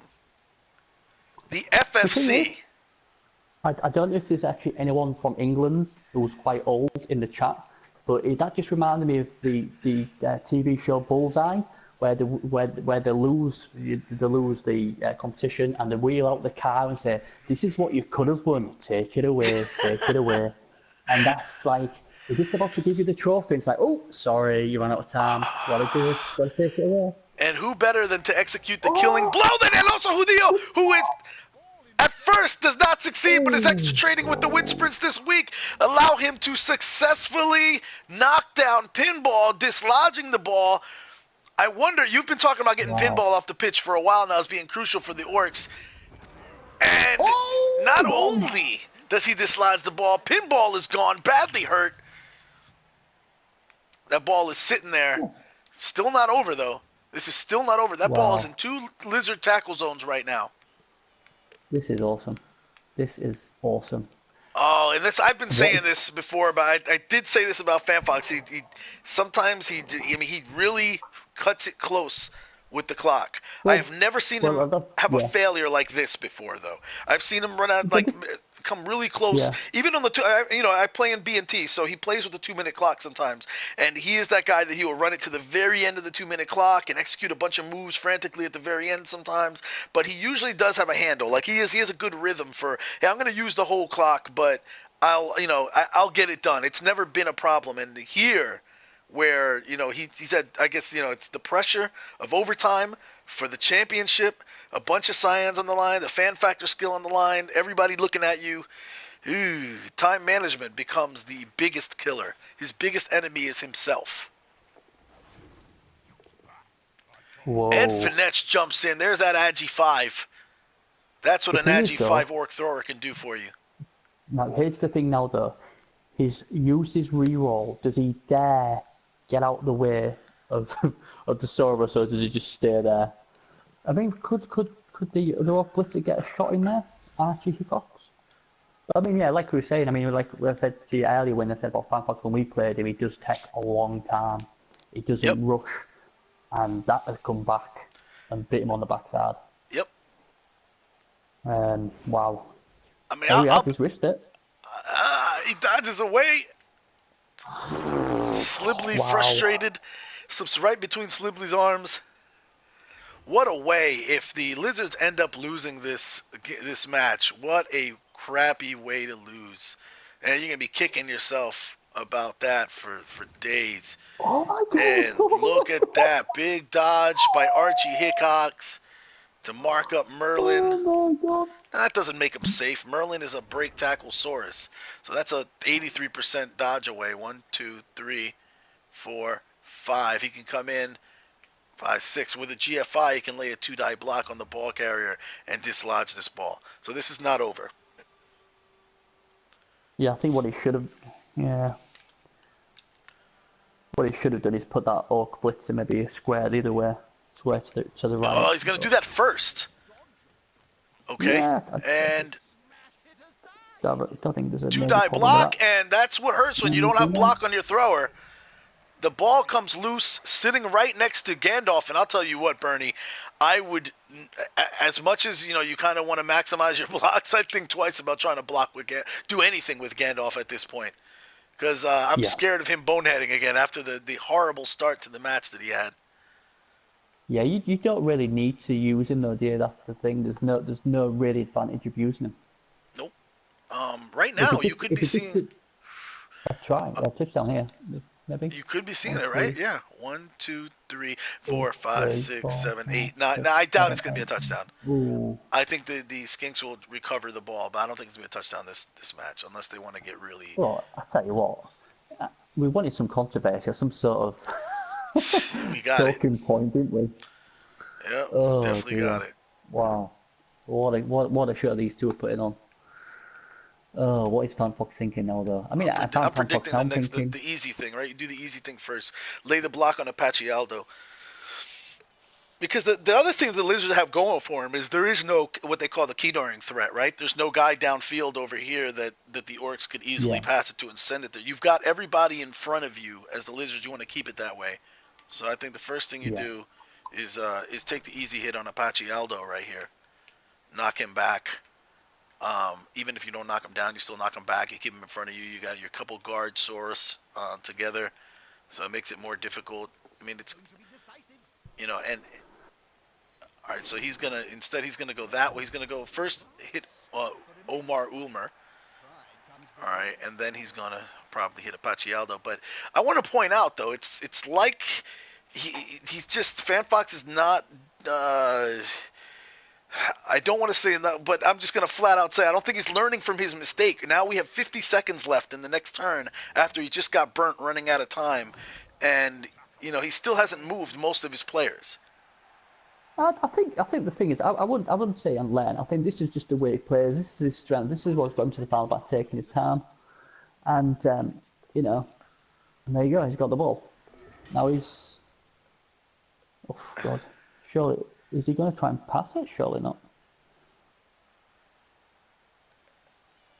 I think although, like I said, it did bite him in up the bum a bit there, but he's got to keep to his strengths, and his strength is to just chill out, just take as much time as he wants, just to decipher what he's going to do. 20 seconds left. Yeah. Oh yeah. But I think he's thinking, well, what else can I do? There's not much more I can do. He can block with Doctor Strange. He can block Apache Aldo on... he can block Apache Aldo. He's just going to put the... Okay, so he's going to run there. And he's pretty... Sorry, so now this is why... He just got it. Just got in time. Yep. There you go. And he may just decide not to lay the block on Apache Aldo so that he keeps him locked in. And... Willow is in scoring range right now with just one GFI and a dodge. Luckily for us, he has got Hugo Stickler nearby. 2, 3, 4. That wasn't safe. It wasn't safe. I have to think, again, that FantFox just was considering too many different plans and didn't pick one and go with it because this skink is not safe right now.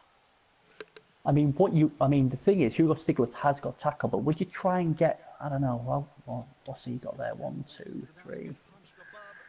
Just thinking what else he could do. If you get like 3 dice on it, it'd be better, but... Slibley takes it. This is where the star player, Slibley's kind of doing his job now. I mean, I guess this has been worth the money, right? FantFox spent all of his own bank. In addition to the petty cash he got from being down, you said like 100K in inducement in team value, and Slibley has been paying off now later in the match. Early on, not a big impact. Wow. Oh my God, that was close. Marcel going in on Madam Mim, unable to seal the deal, steps up to follow up. Yeah, that's disappointing. That is Puts disappointing. himself. Oh, but it's able to push the skink out of the way. That's all he really needed, though, because now Hugo Stiglitz is going to come in with the big boom. Yeah, but Hugo Stiglitz could have got there anyway, so that wasn't much of a big deal. Here's a big deal if he goes for it here. Oh god, now he gets 3 dice. For 3 dice? Yeah. Now if I'd have done that, I'd have rolled a bloody one. He's a 3, 3, 4. Oh no, sorry, what am I doing? No, he needs 1 more for it to be 3 dice. Yeah. So I guess he's putting him in position to account for the sidestep. I think that's what he wants to do. He doesn't want the skink sidestepping into... I got the blitzers mixed up because also Judio is strength 4. It's the other one. And here comes Stiglitz. Boom!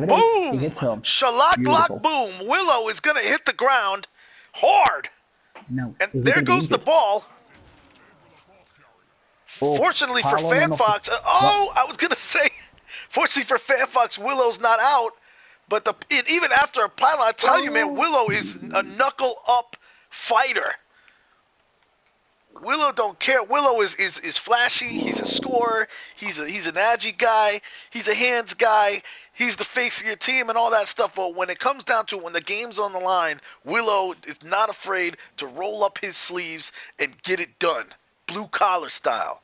Blue-collar. You've got to be gutted though, surely.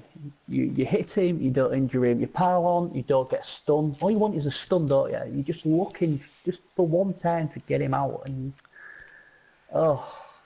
disappointing. I mean, the thing is, obviously because he couldn't get the 3 dice, was it a bit strange moving the York Lineman first, and that's not going to help. A failed dodge from the Stiglitz. Oh wait, it's not Stiglitz. It's dodging out. It's that's Finetch, right? Reroll it. Yeah, I'd reroll that. Your game's on the line. I think you have to, yeah. I don't think this is a question. It's his last one. Yep. And the Agi 5 is going to come up big. Finetch did some extra dodge work this week. I think the technique I heard that Arzawin employed in training him was to have him doing some double dutch.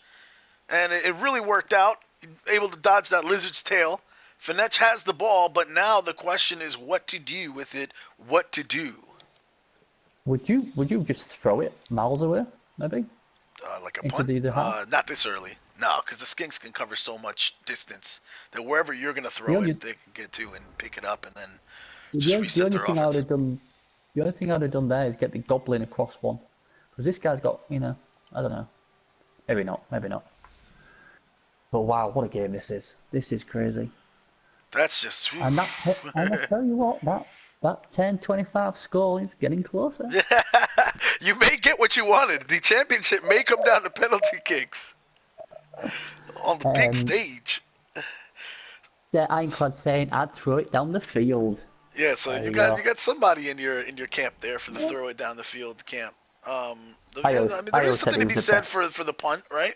The ball is close to your end zone. You want to get it away, but yeah, and there's actually all of your skinks are pushed up too. So, but I just think that out of the teams that will be able to recover this easier, it would be the Lizards, and they'd be able to get it back up the field reasonably. Yeah. Here comes the blitz from the unskilled Dr. Strange, who has been relatively quiet. He was big for the Lizards in the last match in the semifinal, and he's been pretty quiet this match, but this time he comes through and injures the thrower. Ed Finetch is going to be leaving with a smashed knee. That's a niggling injury, so from now on, even if this Orc team goes to another league, he's always going to have that follow him around. Smashed knee, gone for the match. And that is a big blow to the Orcs. Huge blow to the Orcs. And the thing is, I mean, this is why I think me and Sarah Ironclad were saying about throwing the ball, because that was always going to happen. He had 2 rerolls. The chances are he was going down by a miracle. So I'd rather turn the ball over right over here than I would now, because this skink here could go and score and win the game. Madam I? He can go in there, take the ball, thanks very much. Boom, win it for FantFox. Yeah. So that's. I mean, obviously you don't really want to throw the ball, but I mean, I tell you what though, that's why. I mean, I was doing an Orc team in the Sea Ladder, and I gave him Hail Mary, and if you had Hail Mary there, you could have just thrown that right in. It's like a defensive skill. True. True. People think of it as an offensive gimmick skill that, will never successfully be completed. But no, it really is. If you look at Hail Mary the right way, it's basically the punt skill. It's a defense skill. And it's a fantastic one. I mean, I just think it's fantastic. And obviously, I'm not saying he got 2 agility things, so I agree, go with your agility for the throw. But I'm just saying, if you did have it, then obviously it's a no-brainer. You would have thrown it right to the other end, and that would at least guarantee you probably a draw. First dodge made. Second dodge made. There's Madam Mim. That's what you talk about. This whole time we've been focusing on Willow as the hero, and will Madam Mim step up and be that dark horse hero for the Lizards that they need? Big reroll coming up. Madam Mim fumbles it at first, but then is unable to pick up that ball. And at this point, the Orcs are just hoping to hang on so they could go to penalty kicks. Their Agi 5 thrower is out. Their Agi 5 thrower is out, and this is a problem. So, there's so many things that could happen here. There is a goblin within reach of that ball. What you've got to do, and the big thing here, you've got no reroll, is what I would do. I would put that Gerald Hirschberg on the ball, and then you've got to pray you don't roll a 1 and blitz with Hugo Stiglitz on that skink, and pray that you don't roll a 1. It's a valid course of action. Well, hang on a minute. You've got Archie Hickox, but he hasn't got tackle. That's the thing. Yep, I think Stiglitz is going to come in and make that blitz that you're talking about. But the bad thing about this blitz is that if it fails, right, like this skink is going to be pushed closer to the ball or in a better position, and it's not going to fail. Hugo is going to make sure that skink goes down, keep him where he is. He's going to knock out Madam Mim. He's going to set up his teammate with the assist for a Black Orc follow-up punch. Dr. Strange is about to get overwhelmed. Get rid of that thingy and then stamp on that skink. That skink on the floor needs stamping on. Stamp on him. This is crazy. I think Dr. Strange is going to get a knuckle sandwich from Marcel, and that's what's going to happen. Order up, knuckle sandwich. Coming right up. You've got to. Yep. You've got to surely foul. Oh, that's lovely. Boom. Another one. Dr. Strange gets the Rocky knockout. Wow. What a game this has been. But surely you foul now. It's a no-brainer. Get Archie Hickox, get him there and stamp on that skink. No, you've got to. No. Yeah, I mean. It's the unfair. You get rid of him. Yeah, no, you're right. That's it, yeah. My question is, how do you with this one, with the one, you can take Archie here. If you lose Archie, though, on a failed foul, it's a big deal. Yeah, but the thing is, you've got you've got to take that risk. You've got to. It's the only logical play. I mean, Willow can't score next turn anyway, so no, Archie's going to pick the ball up. Oh, what? There you go. You just want the skink to die. I'm not. and the Orcs have 3 more turns to run downfield now, and only 1 skink to pick up that ball, even if they dislodge it. Ooh, this could be. We got more shots in the chat calling for the Gobbo foul. I think that could be a legitimate option here too. The problem I have is I always fail dodges and I always fail pickup on a 3+. Every time I see 3+, I think, nah, I'm not going to do that. But obviously Arzawain doesn't have a problem there. So I'm thinking Arzawain. I think Arzawain right now is playing with the idea of leaving it as is. Yeah, because the thing is, I mean, more shots wants to foul, and obviously that's what I've been asking for. The problem with the Goblin, first, you might fail it, and 2, even if you do it, you're freeing up one of these 2 lizards to smack him. Right. No, actually, you can't leave it as is anyway. You maybe you can. You can, yeah. You've got to leave it like that. Is then you got break tackle? Because here's the thing. Okay, you have to. Well played. Yeah, you got to do that, right? Because if you didn't, then you had Slibley easily freeing up, knocking it also Julio back. Yeah, now you're in a good position. Yeah, the thing is, I mean, obviously, Sibley, the other one can. Well, yeah, but Melly can still hit that. Oh, no, he's strength 4, isn't he? Oh, yeah. Yep. Now, I think the Orcs are either getting, it's looking more and more like penalty kicks or an Orc touchdown if the Orcs can jump downfield. With only one. What is FantFox thinking? He had it won. He was 1 second away from winning it. He then had a 3+. He had a 3+ with a reroll to win it. and he failed that. That's more like my luck with the 3 pluses, but what is going through his head now? I bet he's thinking, oh my god, what have I done? Yep. That is exactly what it is. It's a 4-letter word starting with S. That's what he's thinking. Yeah. Oh dear. And a minute has passed. FantFox still has not moved one player. He's trying to craft the perfect defense here. And this is it. I mean, I know, like you said, you've been saying it's taken so long, but it's best not to rush these things, because when you've moved that piece, you can't do anything else. So, yes, it's probably cost him the championship at the moment, but this sort of thinking of taking his time is what's got him to this top 16 and then getting him to the final. Right. So, I understand why he's doing the same as he's done. He's got to take his time, because obviously one mistake now could cost him the championship. Wizard pushes back Omar, and here comes the hit on Apache Aldo. Unsuccessful. He's just going to knock him backward. Will the Crocs be moved? I wouldn't move that Crocs. I wouldn't touch that Crocs right now. He's had some bonehead problems early on, and none of these lizards able to knock things to the ground. Oh, that was ballsy. 1-die block with the loner. Oh dear me. And Sliply is going to use the grab skill. Bring him back over. And are we going to seeing the end of the goblin here? No, he might actually. You know what? It wouldn't surprise me if he dives into that cage and blitzes the ball carrier. Just a 1-die block? Hell, wait, just done it with Sibley. Actually, you could get a 2-die block on it. He could bring Willow over and mark him from the top, and then get the 2-die block with the break tackle. Yeah, because obviously Willow can't score yet. The only problem is if you put Willow in there, that means he's going to get smashed next turn without even. Yeah. I mean, the other issue is like Ironclad pointed out, even for just playing out for the Orcs to move that ball. Wow, so he does move the Crocs. Gandalf actually does not screw him over this time.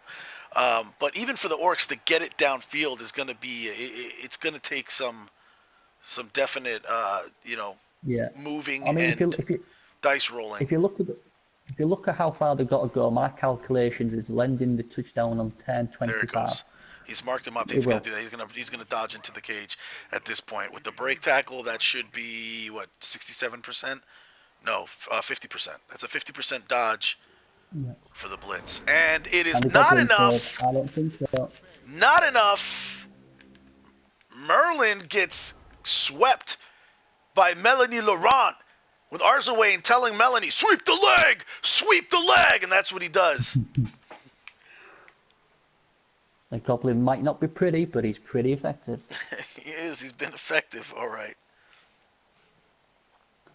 It's like, I remember you lot taking the piss out of me against them wood elves, saying I should get the ball. Well, look at this. I'm winning it for us. This is going to penalty kicks, Bernie. I don't see that. I don't think the Orcs are going to get this downfield. Really? Yeah, of course they can. I just don't think they're gonna get it there. They can, yes. I'm getting the feeling you're gonna get to see the BBC. But we are definitely seeing the birth of the FFC here. The BBC obviously is when you decide to score on turn 25 because you ran out of turns to get the ball into the end zone. But the FFC. But, if you chose to see it the way that the refs would frame it, they would say the BBC classic definition would be you ran out of turns to get that ball in. The FFC is you ran out of time to complete your plays and screwed yourself. And wow, they're just making sure that Agi Force Skink is out. Willow gets injured. At this point, does it really matter? Misses this. We're going. I don't. So that. Yeah, I guess they want to make sure to put him out. That's the last ball handling threat the Lizards have, and now you're going to see the real push. I think now the Orcs, that's why that did matter, because at this point now the Orcs feel a lot more confident that they can do things like run downfield and throw passes and get a little risky without the ability of an Agi Force Skink to jump in there, grab it, and then jet back in the other direction. Yeah, I mean, it's like, I mean, luckily for the Saurus, they did get rid of that agility 5 thrower, so that's good because that would have opened so many more lanes. The other key point is no rerolls, so one mistake and it's over. Ooh, Mojo So just we'll pointed have. this out, by the way. Sorry, I didn't mean to interrupt you, but this I just thought of a big factor here. The one thing that Mojo does, I mean, FantFox does have in his favor. If this goes to kicks, FantFox has a reroll, and as we know that Yeah, but the, yeah. go ahead.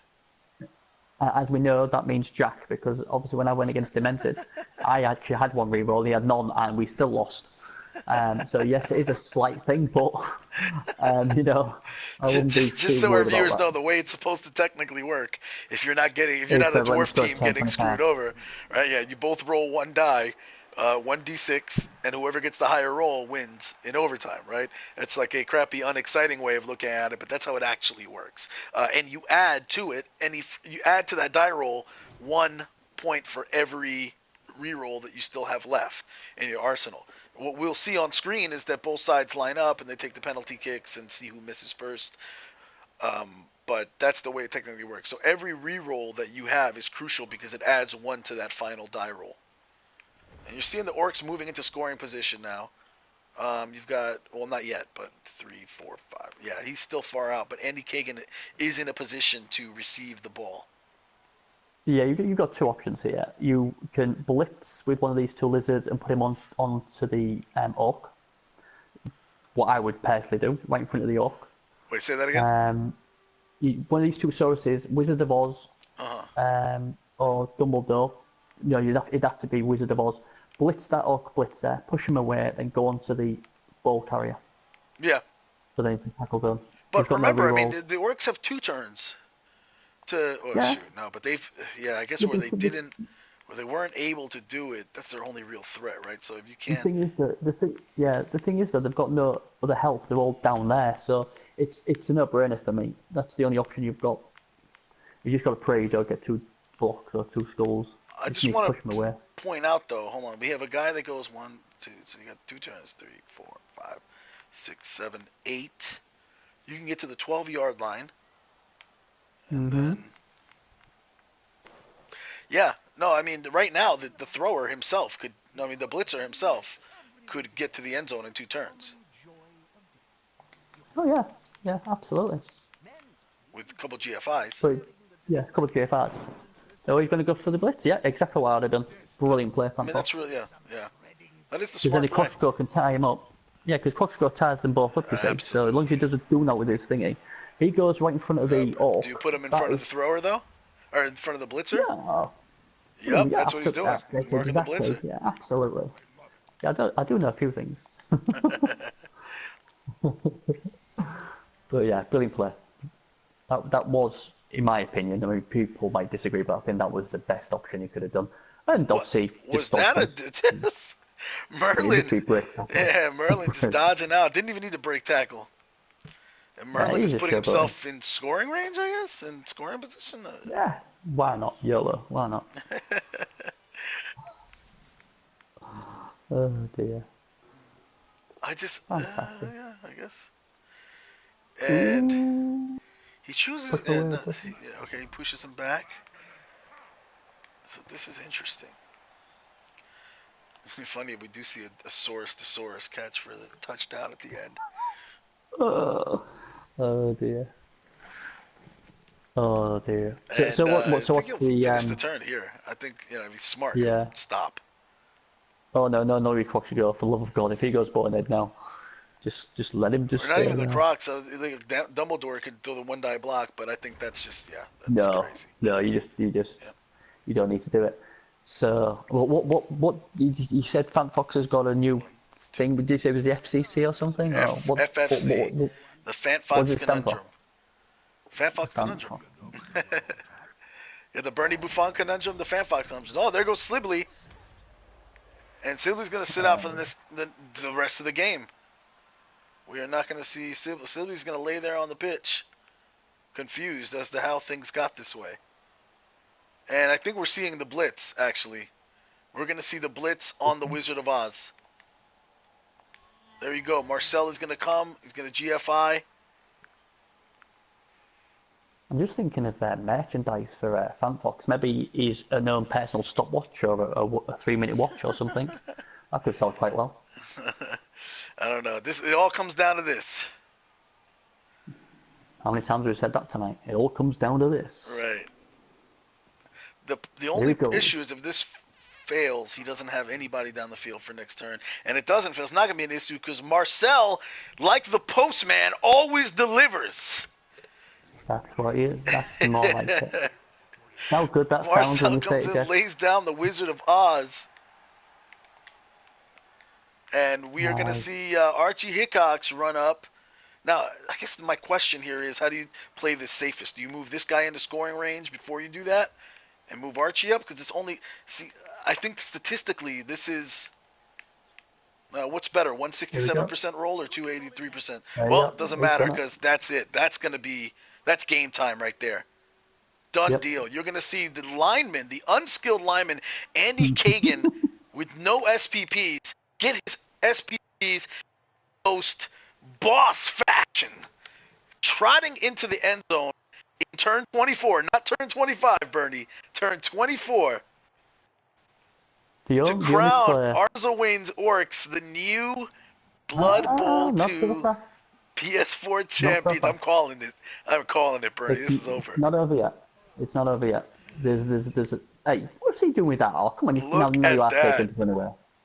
Now that was uncalled for. Oh, that's just... Now he's just showboating on stuff. Really just bossing the lizards around, pushing them around. They didn't even want to knock Dumbledore down. Omar over there told him, he just pushed. He said, look, I'm not even going to knock you down. I just want to show you who's in charge. How is this not over? I mean, in what universe? See, that Saurus... Oh, okay, we're still in range? He could have got that, yeah. He could have got that, okay. He can't now. Which is why he did that, right? Yeah. I mean, like I said, as much as it would have been nice to go into penalties, I'm sort of glad it was won without that luck. Because, right. Not on pure luck. You know what I mean? Because both these coaches have played fantastic, and it'd have been such a shame for one of them to have lost it on penalties.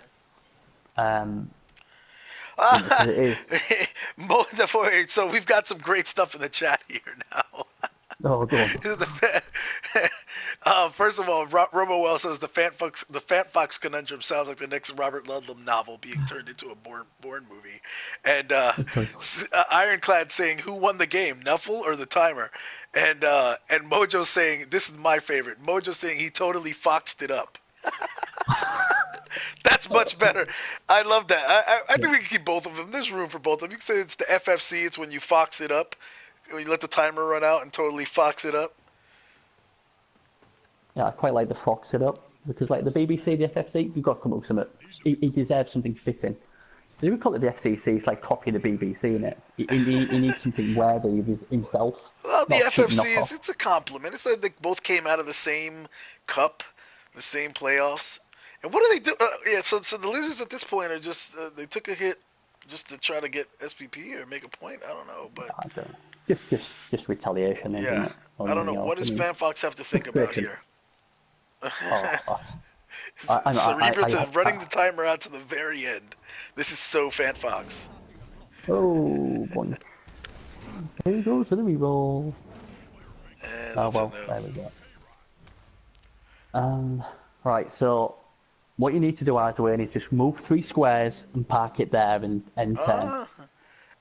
By the way, Mojo points out that the creator of the BBC was FanFox. He said he penned it. Did he?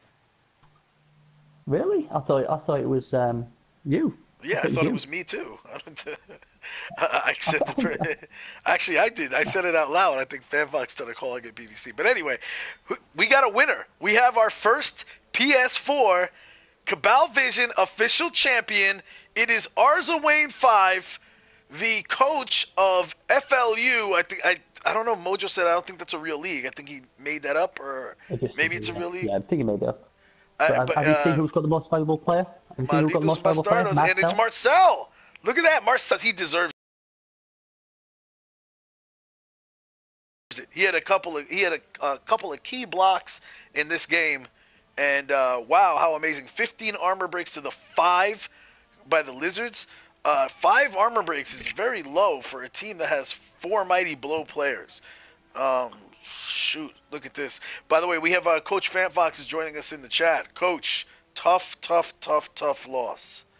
How you feeling? Well, I've only got myself to blame for that. What an idiot. We agree with you. I cannot, I cannot believe that I did that. I just completely ran out of time, and I've done it so often before though as well, and just couldn't click on the right button. But well played, Oswin. Did really well, put pressure on, and I just could not finish it off in the end, which was disappointing. But it's the way it goes sometimes. Some crazy stats here, man. This was also the tail of the tape. This could have been maybe more in your favor, even more so than the way it was looking. You had 75 successful blocks to the Orcs 51, yet he tripled your armor breaks, 15-5, and you were the only one to catch a death, and that was from a dodge. So neither one of you two killed each other. That was a GFI rather, failed GFI in the Blizzard. 3 injuries inflicted from him to 2 of yours, and 3 KOs. What can I say? Lizards are bad in the Blizzard. So there's not. There won't be. The next team won't be Lizardry. Maybe it should be Lizardry. Blizzardry. That should be the next team. That really should be the next team. New and improved Lizards. And I'll just call them all Harry Potter, or Harry Potter's ghost. Jeez. So yeah, what was the thinking behind not using the Apo on Harry Potter when he got killed in the beginning? Well, I kind of figured that the Apo's only going to give him a, he's not necessarily going to come back from that. I might need it later on when someone gets knocked out, and I need to keep them on the pitch, and that's why I didn't. And I guess that, the chance of him actually coming back on the pitch were pretty slim. So there is what are they like? I think it's like 50%, isn't it? When you reroll. Well, I wasn't sure, so rather than taking a guess on something I wasn't sure about, I thought I would take a guess on, do something that I actually knew about, which was, when someone's badly hurt, if you use the Apo, then they are definitely coming back. Equally, if they're knocked out, you can keep them back onto a stun. So that's, it's a guarantee, which, in my mind, with Nuffle around, is probably the better thing to do. That's a very interesting strategy. I definitely, like myself, I probably would not have thought of that beforehand. So that's you keep learning stuff in this game all the time, and especially tabletop is great. I think that in the actual like console and PC versions, you get to play so many more games. You get exposed to so much more, and I think that we are like rapidly improving the player base by just so many games, seeing so many things, seeing so many people do different things. Here you just keep seeing like different strategies and different philosophies that you may not have thought about. So it's pretty cool that you decided, hey, championship match, the Apple's not there to preserve players. Apple only works for me for KOs or badly hurts. That's it. That's all I'm doing. Yeah, there is no game after this for them, so they are now consigned to the scrap heap of history of teams that I have used, and sadly no chance in no seeing longer. This team enter like BNT Perpetual in the future or something. Maybe I suppose. I mean, I haven't really given it too much thought. Probably more of a chance if you had won the whole thing. But, well, I've literally only got myself to blame for that. That's tough. Yeah, I will say that we've played in the sea ladder a few times, and dude, you take the whole 3-minute clock, and you make the perfect moves. You take the whole 3-minute clock, and it can be excruciating sometimes. But I was too busy counting the skink squares. That was the problem. I was too busy counting the skink squares for that other skink, trying not to get him in the way, and I just had enough time, but managed to click one square above the end zone, do you think that in the future you try to, like, I know you're like, what I was getting at is you're a guy that you like to use the whole clock, right? Because obviously, even like chess, if you have more time, there's a better chance that you can think of a better way. Something might come out, But do you think that based on this experience in the future, you might start telling yourself, hey, I'm planning for, like, I got 50, like, finish 15 seconds ahead of time or 30 seconds. Like, don't take the whole clock because I never want this to happen to me again. What you mean? Don't suffer from the FFC ever again? Yeah, exactly. Exactly. Yeah, Do you think there's a? I think maybe I'll consider something like that. I mean, you definitely have benefited from it, but you make some brilliant moves. You really do. Like, your positioning is very, very solid, and I think the more time you have, the better the moves that you make, and you definitely do a good job. So there's a benefit to taking the whole clock, but then there's this risk, and it really bit you this time. The same thing that got you here probably, hurt you in the end. I wasn't massively happy with how I played, to be honest, this evening. But I thought you played pretty well. You set yourself up for the win. Like I said, just ran out of time. That was a very Bernie called it right before that play happened. He was like, he's leaving. Really? They didn't mark up the goblin didn't mark up that other skink, and he can get him there. Yeah, I was just trying to draw the orcs from one side of the pitch to the other. Take advantage of my speed and know that they're so slow that they can't really react to that kind of stuff. So that's why I was kind of swinging back from right to left and just trying to wind the clock down a little bit as well in both the second half and overtime. But right. But sadly, didn't quite work out in the end. Tough loss. But both of you guys put on a hell of a show. Definitely, I'm sure everybody watching was entertained. We got about 50 viewers in the chat. So and they're still hanging on for the interview. So. Oh no! No, 50 viewers have watched me run out of time at the crucial final meltdown.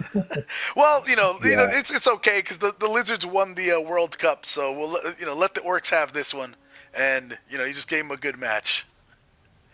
Yeah, well, yeah, I gave him a match anyway. I gave him a match. I thought he. I mean, did Alzheimer not roll doubles on this first block as well? And he seemed to see double skulls a little bit more often than I did in the match, I think. Yeah, no, the luck wasn't crazy tilted toward either side. I think it was just both played solid, and this is one of those games. I've said it before. At this level, it's one of those deals where the dice really determine most of it. If both coaches don't screw up, or like there's not one mess up can just really kill everything, or one double skull, or one And this was you ran out of time, unforeseen, but it just it hurt. Absolutely. Who Bernie? Are you still around? Yeah, I am still here. Who did you call as the favourite for this match? You. You, I think. Yeah, I think I knew it. The player. Do you know I knew it?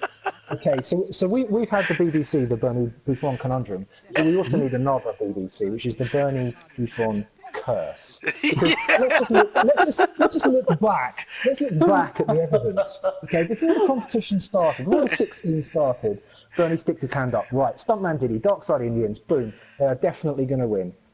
Round one, they exit. What can we say? It's terrible news. But Bernie's not perturbed by this. Bernie, in fact, watches the Bretts take on the Norse and decides that Santee's Bretts are going to make it to the final. And he also watches Mojo's fantastic comeback against Rez. And what happens? He calls them both. He says they're both going to make the final for sure. Boom. That's before the second round. And what happens in the second round? They both go out. Well, what happened to the BernieBuffon curse when he called the Malditos Bastardos were going to go to the final? The South Park Cowboys could have used the benefit of that curse. Yeah, exactly. But again, Bernie still hangs in there. He's named three favourites at this point in time. But then he remembers Dinar's here for beer. What does he say about them? After the beer bears, he says yes, they are definitely going to win.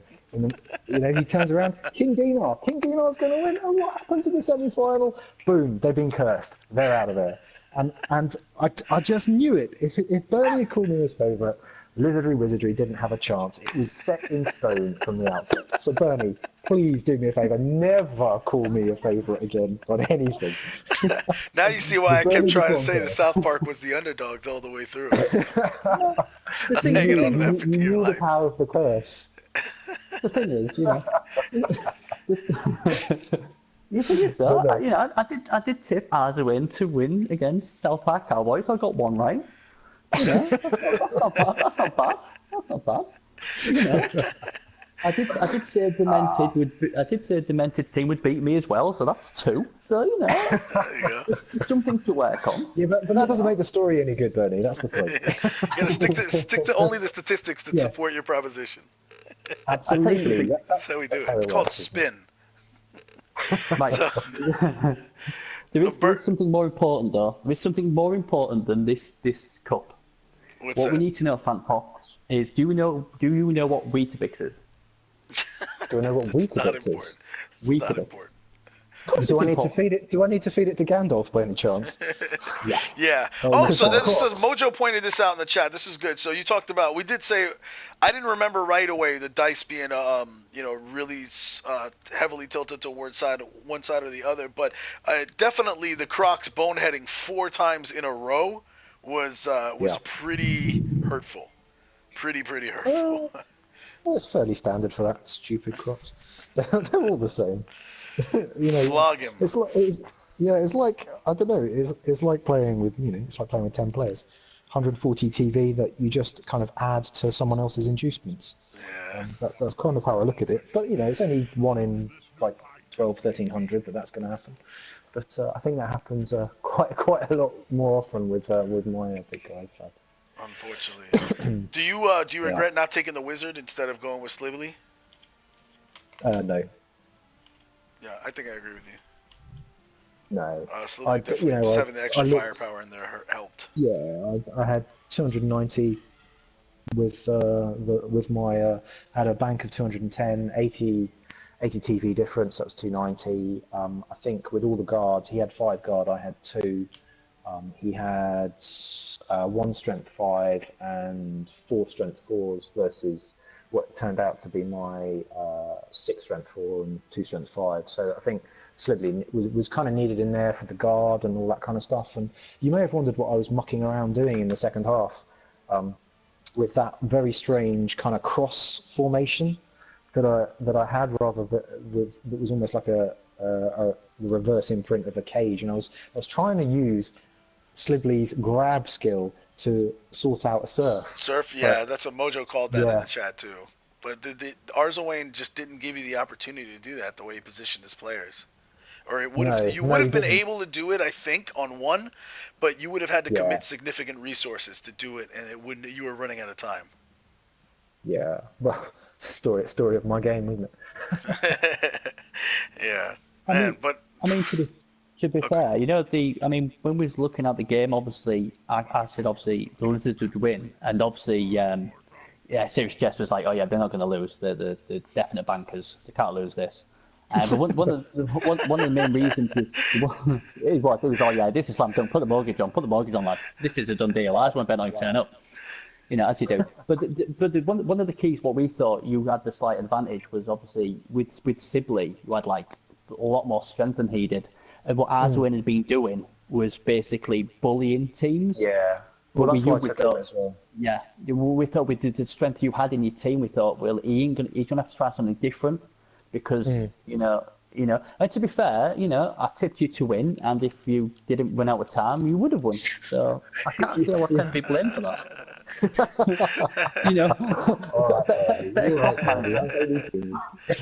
Well, yeah, I managed the clock perfectly. I gave everyone a nice show, entertainment. It lasted a long time. I thought I had a little bit longer than I actually did, which is a shame. But I think we kind of need to say thanks to a lot of people for organising this tournament. It's been really good. So I think thanks to the admins who've been running the PS4 tournament, which is you, Jest, and Sam T. You're very welcome. Very welcome. And in particular, I think Sam, who worked really hard to get the competition over to the PS4. Yep. He's been in contact with Nethius and Cyanide and saying, look, come on, we need, as well as the PC, I think we need it on the PS4. So that's really good. He started camping out in front of Nethios' house and threatening to never leave. He was camping out in his underwear, got 6 packs of beer every morning, and just heckled him with signs until Nethios finally gave in. Oh, fantastic! Well, good work, Sam. Fantastic work. I've got to say thanks to Mojo Nova as well. He has spent a couple of hours with me talking through some games and pre-match strategy, nice. Particularly with against Dinar and stuff. So that was was clock management one of those tactics? No. I think Clock management will be number one on our next tactics discussion, Bernie. I do want to point this out, by the way. We talked about the success of Blood and Tears in the ladder. In the champion ladder, and flooding the playoffs and getting as far as they have. Definitely one of the things that I really like when the champion ladder kicked off. There's definitely been like a kind of like traveling team mindset among B&T of like, hey, let's help each other out. Let's kind of approach this like a league team type of thing and give each other advice on how to do better. So I really like the camaraderie that's happened there. That like, yes, we all have our private leagues and we all care about what's going on in our private leagues and playing amongst each other.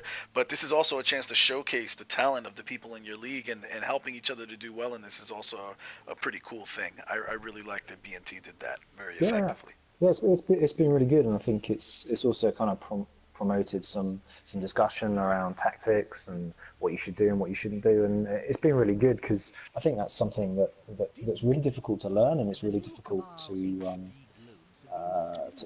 actually kind of teach and for leagues to promote, because it's all very well and good to kind of run a league and everyone plays matches against each other, but it's that kind of improving as players that is a very hard thing to do on your own.